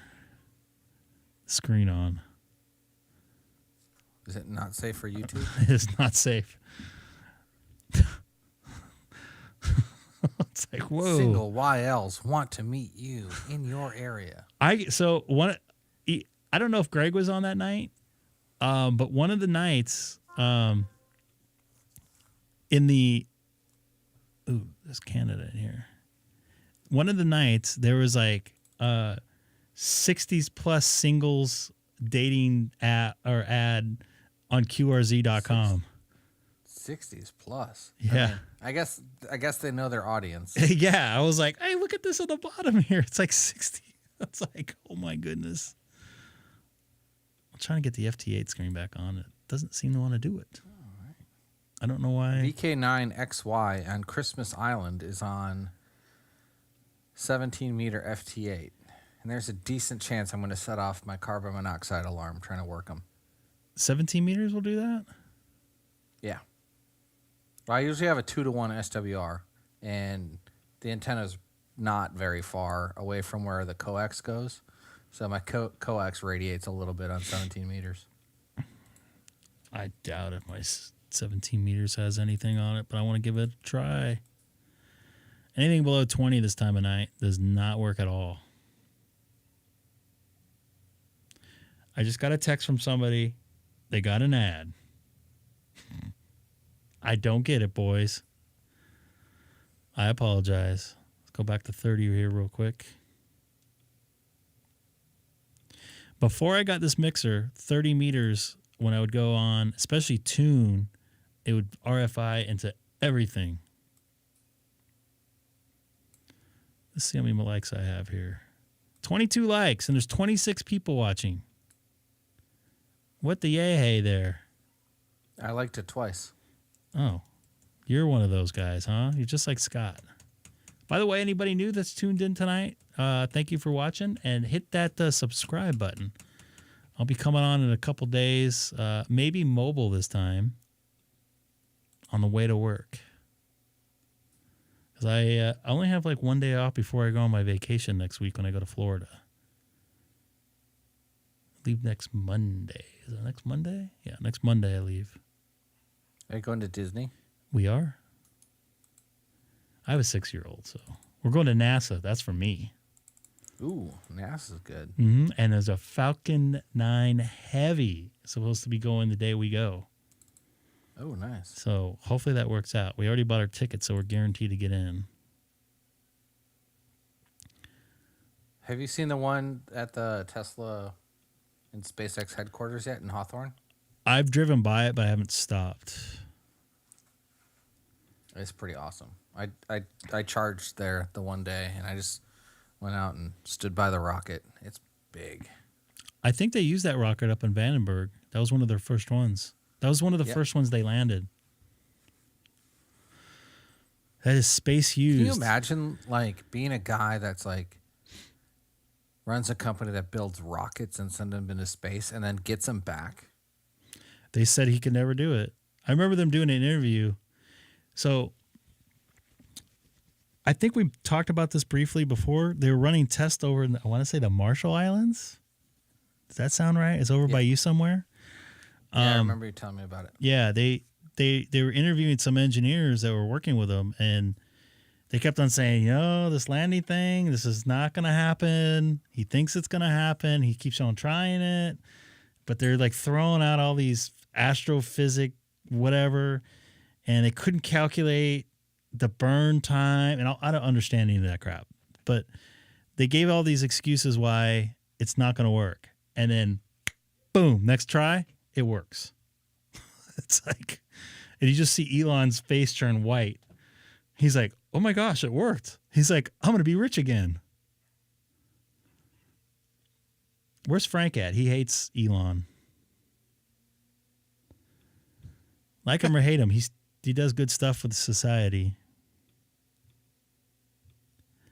They're coming out with a version 3 of Dishy, too. What's Dishy? The Starlink terminal. Is that the mobile one? This one will be easier to be mobile because there's no motors. And it's also using, I think, Cat6, so it's no longer using a proprietary cable. What's yours using? What kind of cable is it? Some weird pinned out thing?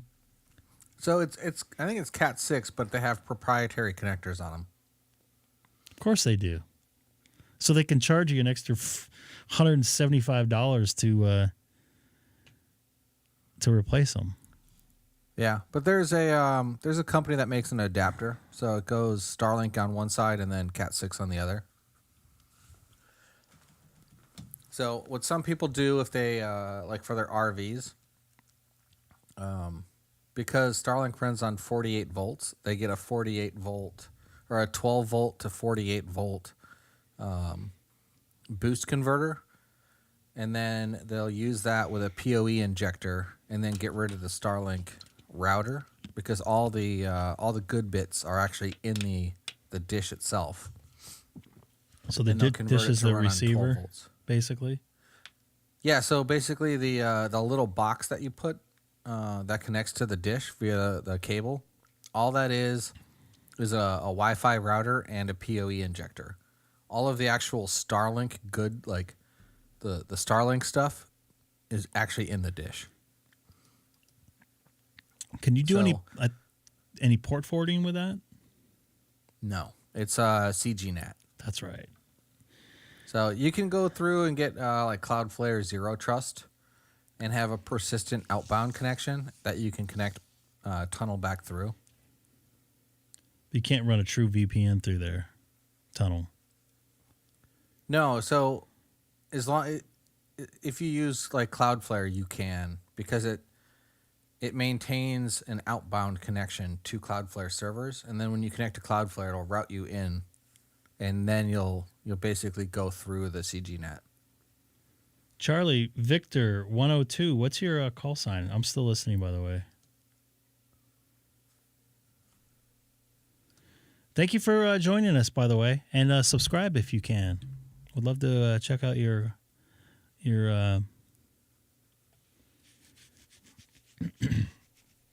call sign. Your Hey, what's the watts. speeds on Starlink?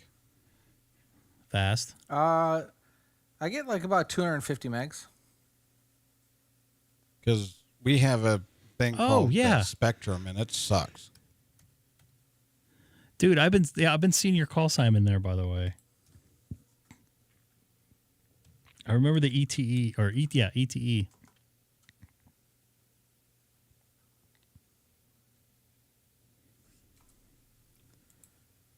Cool. Thanks for joining us. What band are you on? 40 meter right now. FT8. I may have to go over there and Is it time yet? harass Is it time yet? Mr. Charlie Victor. So, where am I at here? I want to go here. So inside, what you got? The voices you're hearing Greg there up there. I've spaced on his call sign, of course. I could be lazy and look it up, but I'm not. I'm gonna admit that. You forgot my call sign? I know that there's a 7 in there. NT7Q. There you go. And a King Henry 6 WI from Hawaii. The only reason why I remember that is he's from Wisconsin, and the King Henry 6 is Hawaii. Yeah, but everybody have to welcome in Charlie move? there. What's that? I'm gonna have to get K9 HSE. HSE? Yeah, Hamstick Eric. Hamstick. But you don't like hamsticks. I don't hate them. I didn't say you hated them. You don't It's like more- hamstick. Hamstick Eric does not like hamsticks. No, it's more about some of the proprietors of hamstick mythology. So there is a collection of people who think that hamsticks spew magic fairy dust that gets them all the DX. And then I look at their QSO maps, and they're in like Maryland and can't reach the Mississippi River with it.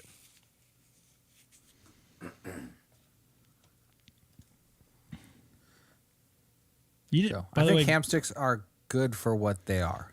A mobile antenna that's affordable that you can put on your car.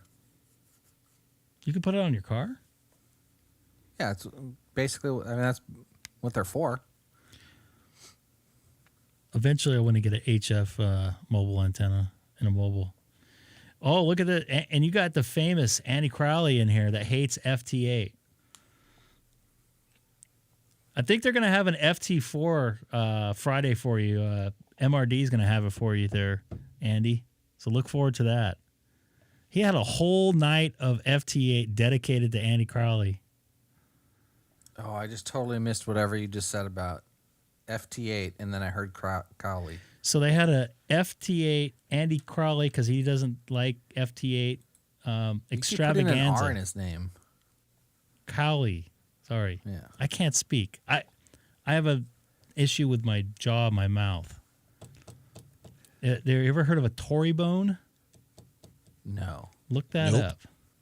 So basically, inside, underneath, behind these teeth and the jawbone underneath it, I have a huge growth of bone mass that's making my tongue is not moving where it should be, my mouth where it's used to. So my tongue is adjusting to the room it has in my mouth. So I have to have oral surgery to get that thing removed.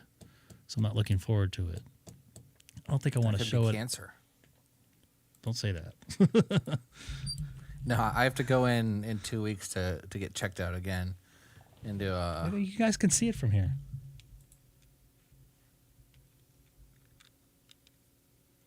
See that growth there?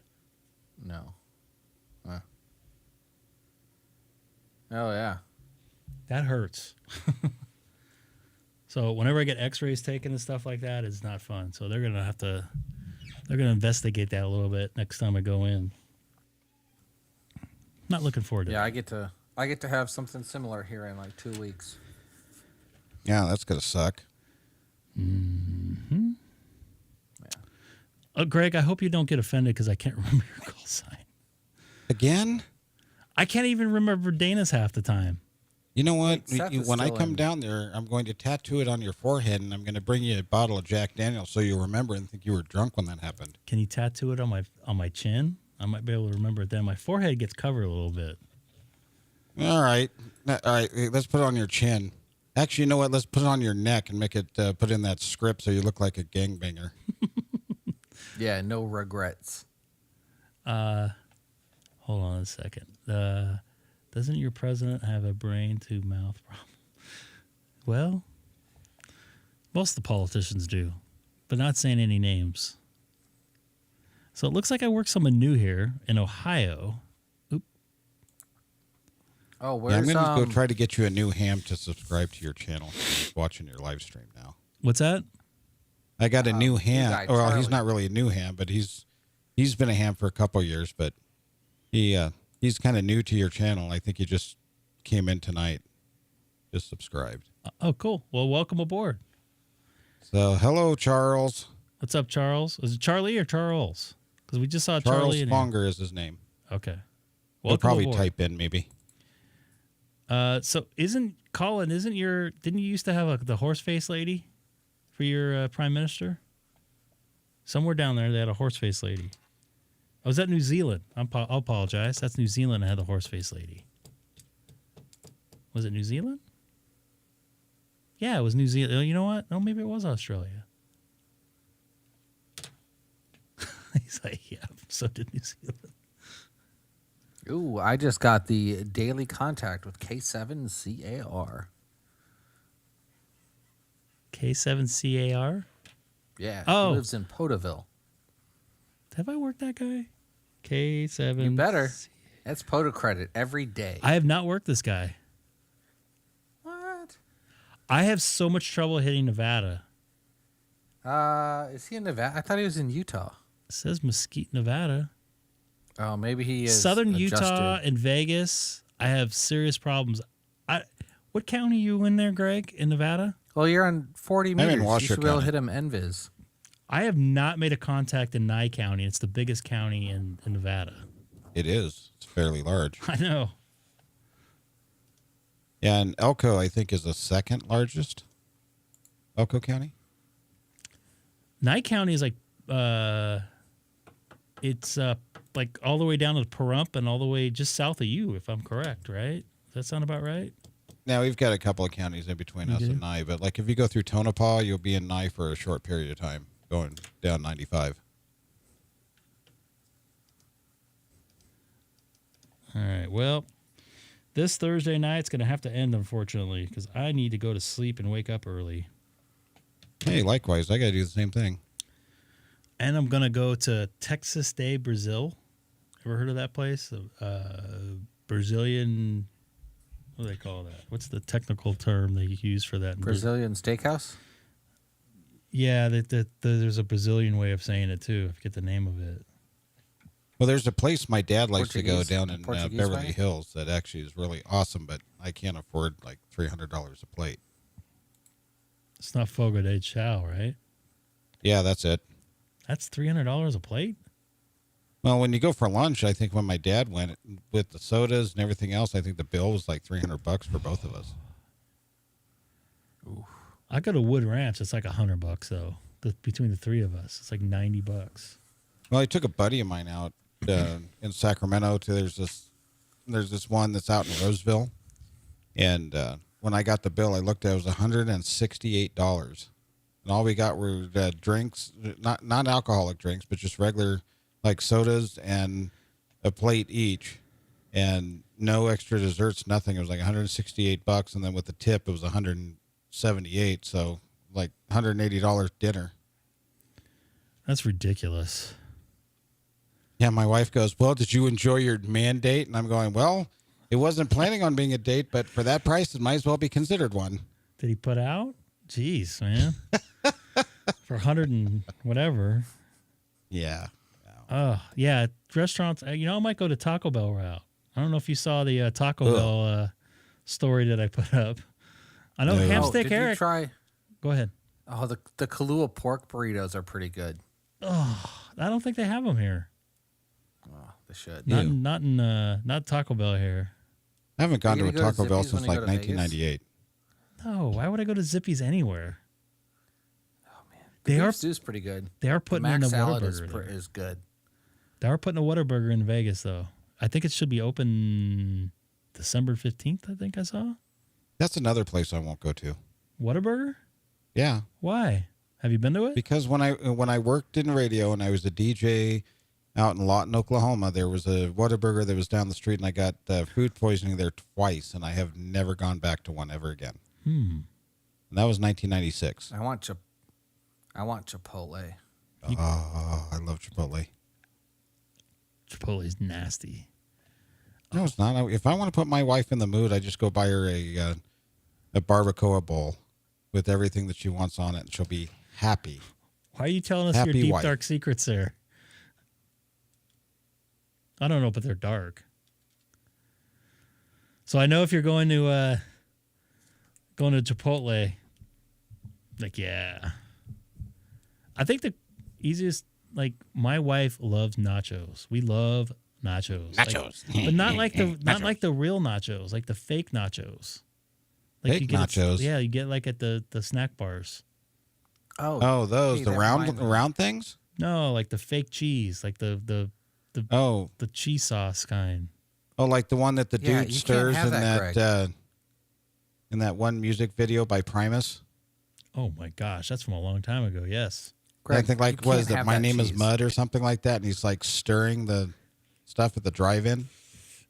Yeah, I remember that. Yes. I can't You're- have that You're cheese. not Eric? allowed to have that Why? because it's nachos. It's nacho cheese. It's good stuff though. Okay, I needed to preface that with this is a joke. It's nacho cheese. Yeah, well, It's nachos. there's a guy on YouTube that shoots like large, gigantic cans of nacho cheese. Really? Yeah.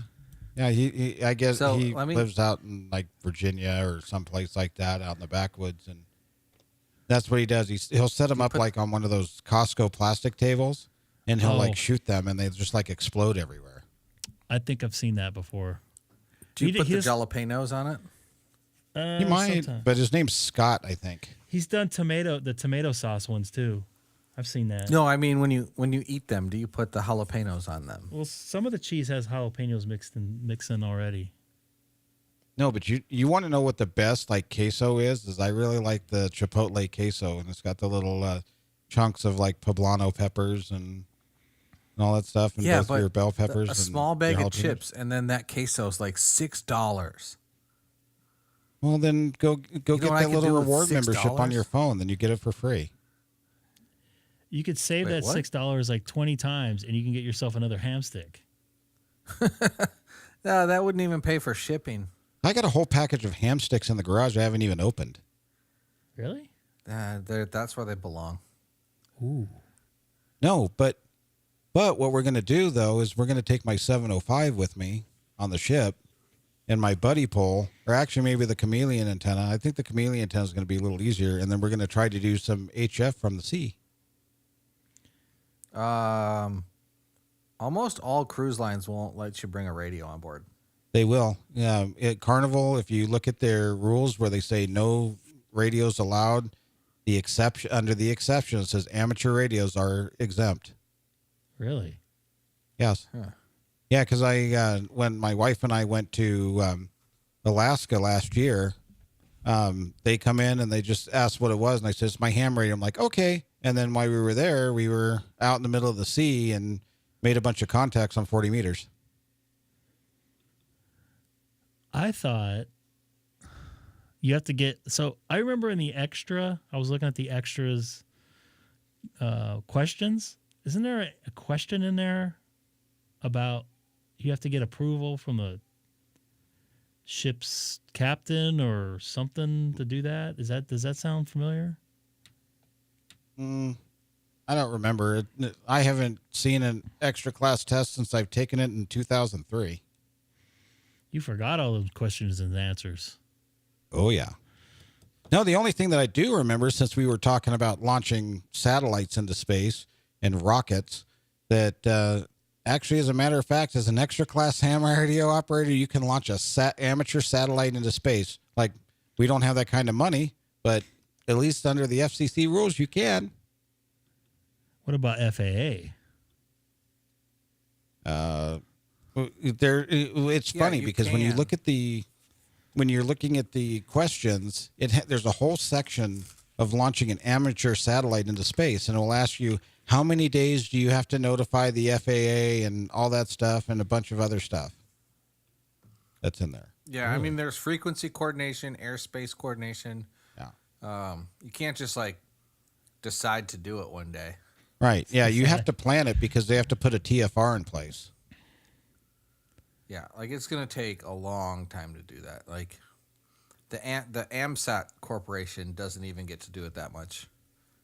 Yeah, because I think one of the questions was, I think you have to notify the FAA on the date and time that you want to do it, like 90 days in advance or something like that. All right. I'm gonna send an email out and then let them know. I don't know how I'm gonna get it there, but I'll put a Baofeng. I'll be the first Baofeng into space. Think that will work? Just use the crossband repeat on it? No? You guys don't think it will work, huh? Oh, you should get that $500 DStar repeater and shoot that thing up there. How many watts is it? No. Actually, I think if you were to launch 2 Baofengs on like a CubeSat, hooked together with like some sort of crossover cable on Vox, you would be my personal hero.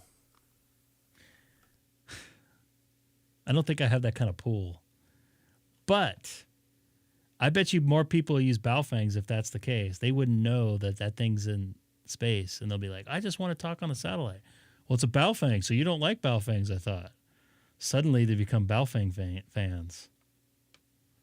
Not that I'm a Baofeng fan. I have one, but people are so against You have to leave them. the Roger beep on. I still want to do a radio check on the wind system and tell them on the Baofeng, even though I'm going to be on my 9700. I want to see the responses I get. Oh, that radio sounds horrible. You should really get a better radio like an Icom. Yeah, being there with like perfect studio quality audio, pushing a good deal of power. Talking into a $500 microphone, into a $2,500 preamp, into a $2,000 radio. And I'll be like, you sound like garbage. You're on a Baofeng. You have to put the Roger beep in there. I don't have a way to do a Roger beep with a 9700. Yeah, you do. You get a recording of the Roger beep, and then, just play the file over the USB sound card. I can route it through the console, actually. Yeah. I like your thinking. Yeah. All right. I got to get out of here. I got to go take a shower, rest, eat some brain. I got to eat. I didn't really eat much today, so I'm hungry. It's a long day. And I did log into the carnival.com website, and I did click on there what to pack and what items are allowed and what are not allowed. And it says under the exemptions and other considerations, ham radios and amateur radio equipment are exempt. Okay. So it says it right here, right under the musical instruments. Can you bring a 1.5 kilowatt amplifier with you? I don't know how you're going to power it. I would seriously doubt that one. But Why? My 705 at the portable one. But hey, Greg, I'll send you a picture that a passenger that we met on that Please do. I'd love cruise to put this to on. Alaska. Well, I'll send that to you. And there's where I'm sitting at the front of the ship, and I've got the antenna, and I'll send that to you where I'm actually making contacts on 40 meters. Do you have that right now, or? Yeah, give me. Well, let me get on my phone. Hang on. Okay. A second. I just want to show these folks before I take off. I think that would be pretty cool. Get a little visual of a setup on a cruise ship. You can see the people barfing in the background. I'm not leaving quite yet. So If you barf on a cruise ship, man, you're special. I barfed on a ferry. Is that special enough for you? Cruise ship stability control systems are designed so they don't spill water in the pool. I've never been on a cruise ship. I have I have never been on one, but I've They're used awesome. communications equipment that was designed for cruise ships. And one of the limitations was the speed at which stuff can rotate, because it was never designed to go like over a certain angular speed, because cruise ships don't turn fast enough because the water in the pool would spill out. Whose fault is that? I guess mine. All right, you got the picture. All right, I got to pull this off here for a second. Did you text it to me? Oh, there we go. You did.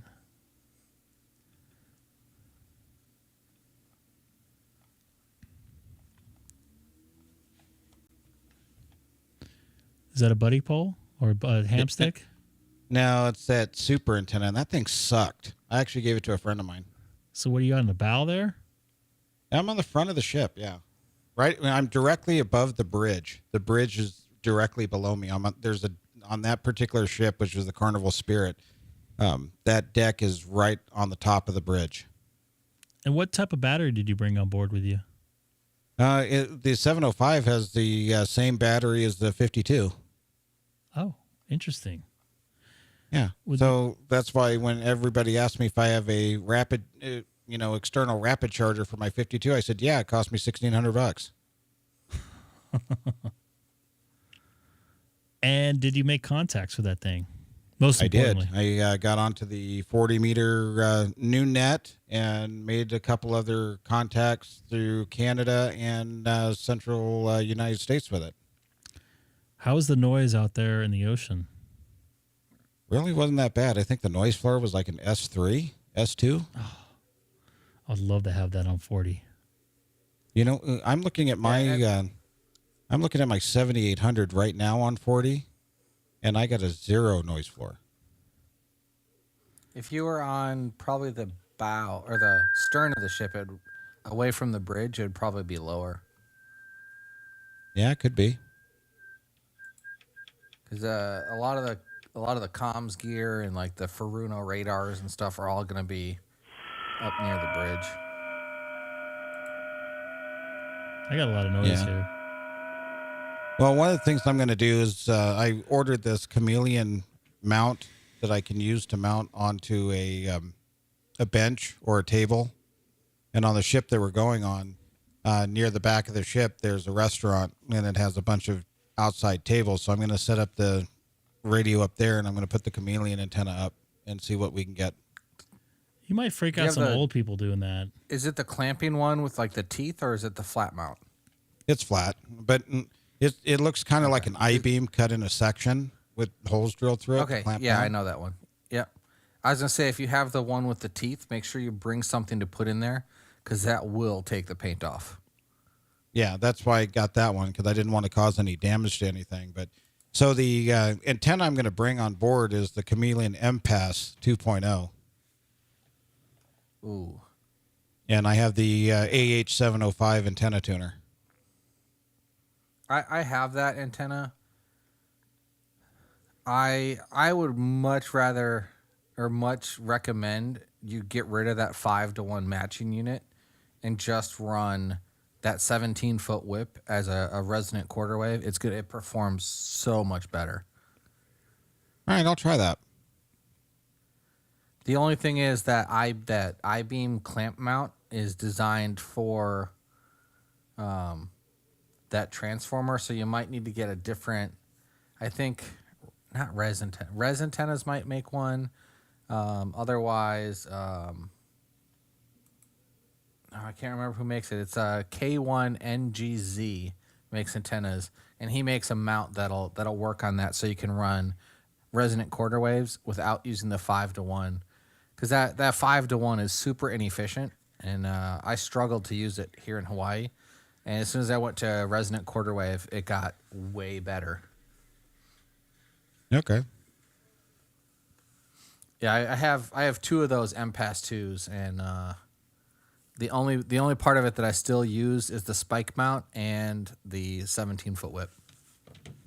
Okay. Yeah, because they're here in town, so they're only 20 miles from me. So whenever I need something, I go over there, and the guy who runs that shop used to be our club president. Oh, okay. Nice. All right. I need to get out of here. All right. See ya. Unfortunately, Greg, let's be in touch this week, and hope to connect with you there somewhere down in Anaheim by HRO. Yeah, I'll keep you posted. Yeah, the timing's going to be a little rough for me because I have to be at work around 1. Okay. That's why I said earlier is fine. I mean, I'm going to be there. 2. 2 o'clock I have to be down there, so I'd have to kill about an hour. Yeah, and it's right before I leave on my vacation, so I kind of want to eat up. I don't want to kill my hour that I could be at home. Anyways, we'll figure something out. even if it's not that long. I'm trying to think that we'll just talk about it later because it's Anaheim to LAX isn't that bad, especially on a Saturday. But Hamstick Eric, I'll probably be back. I don't know. I'm not off till a week from tomorrow, but I'm gonna upload that video this week, and I'm gonna try to do a mobile driving in to work, like I did when I went and saw those protesters. I don't know if you guys saw that one. Yeah, I saw that. I found out it was they're fighting. They wanted a Filipino Heritage National Day. I figured out that's what they were protesting. So, I want a ham radio day where all the ham radio operators that still work are off. Hey, there's Mike Ortiz. I know him very well. He has a good radio voice, and he's actually pulled me over before, which I think he actually did. Are you wearing the headphones right there?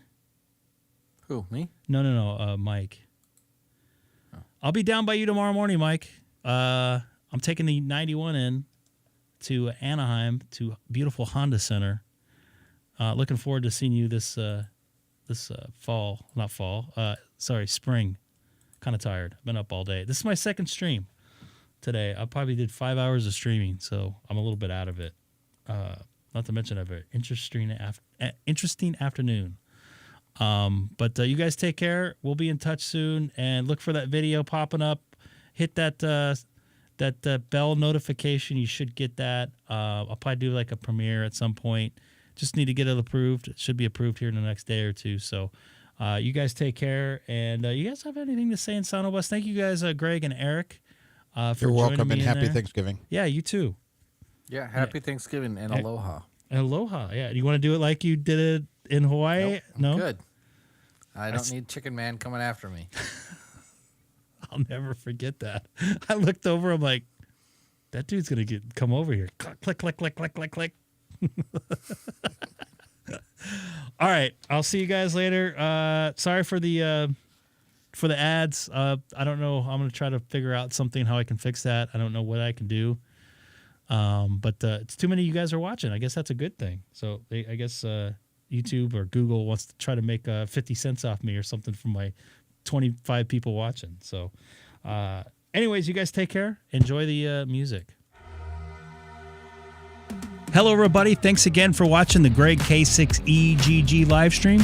Don't forget to like, subscribe, and most importantly, share. Thanks again for watching. See you next time.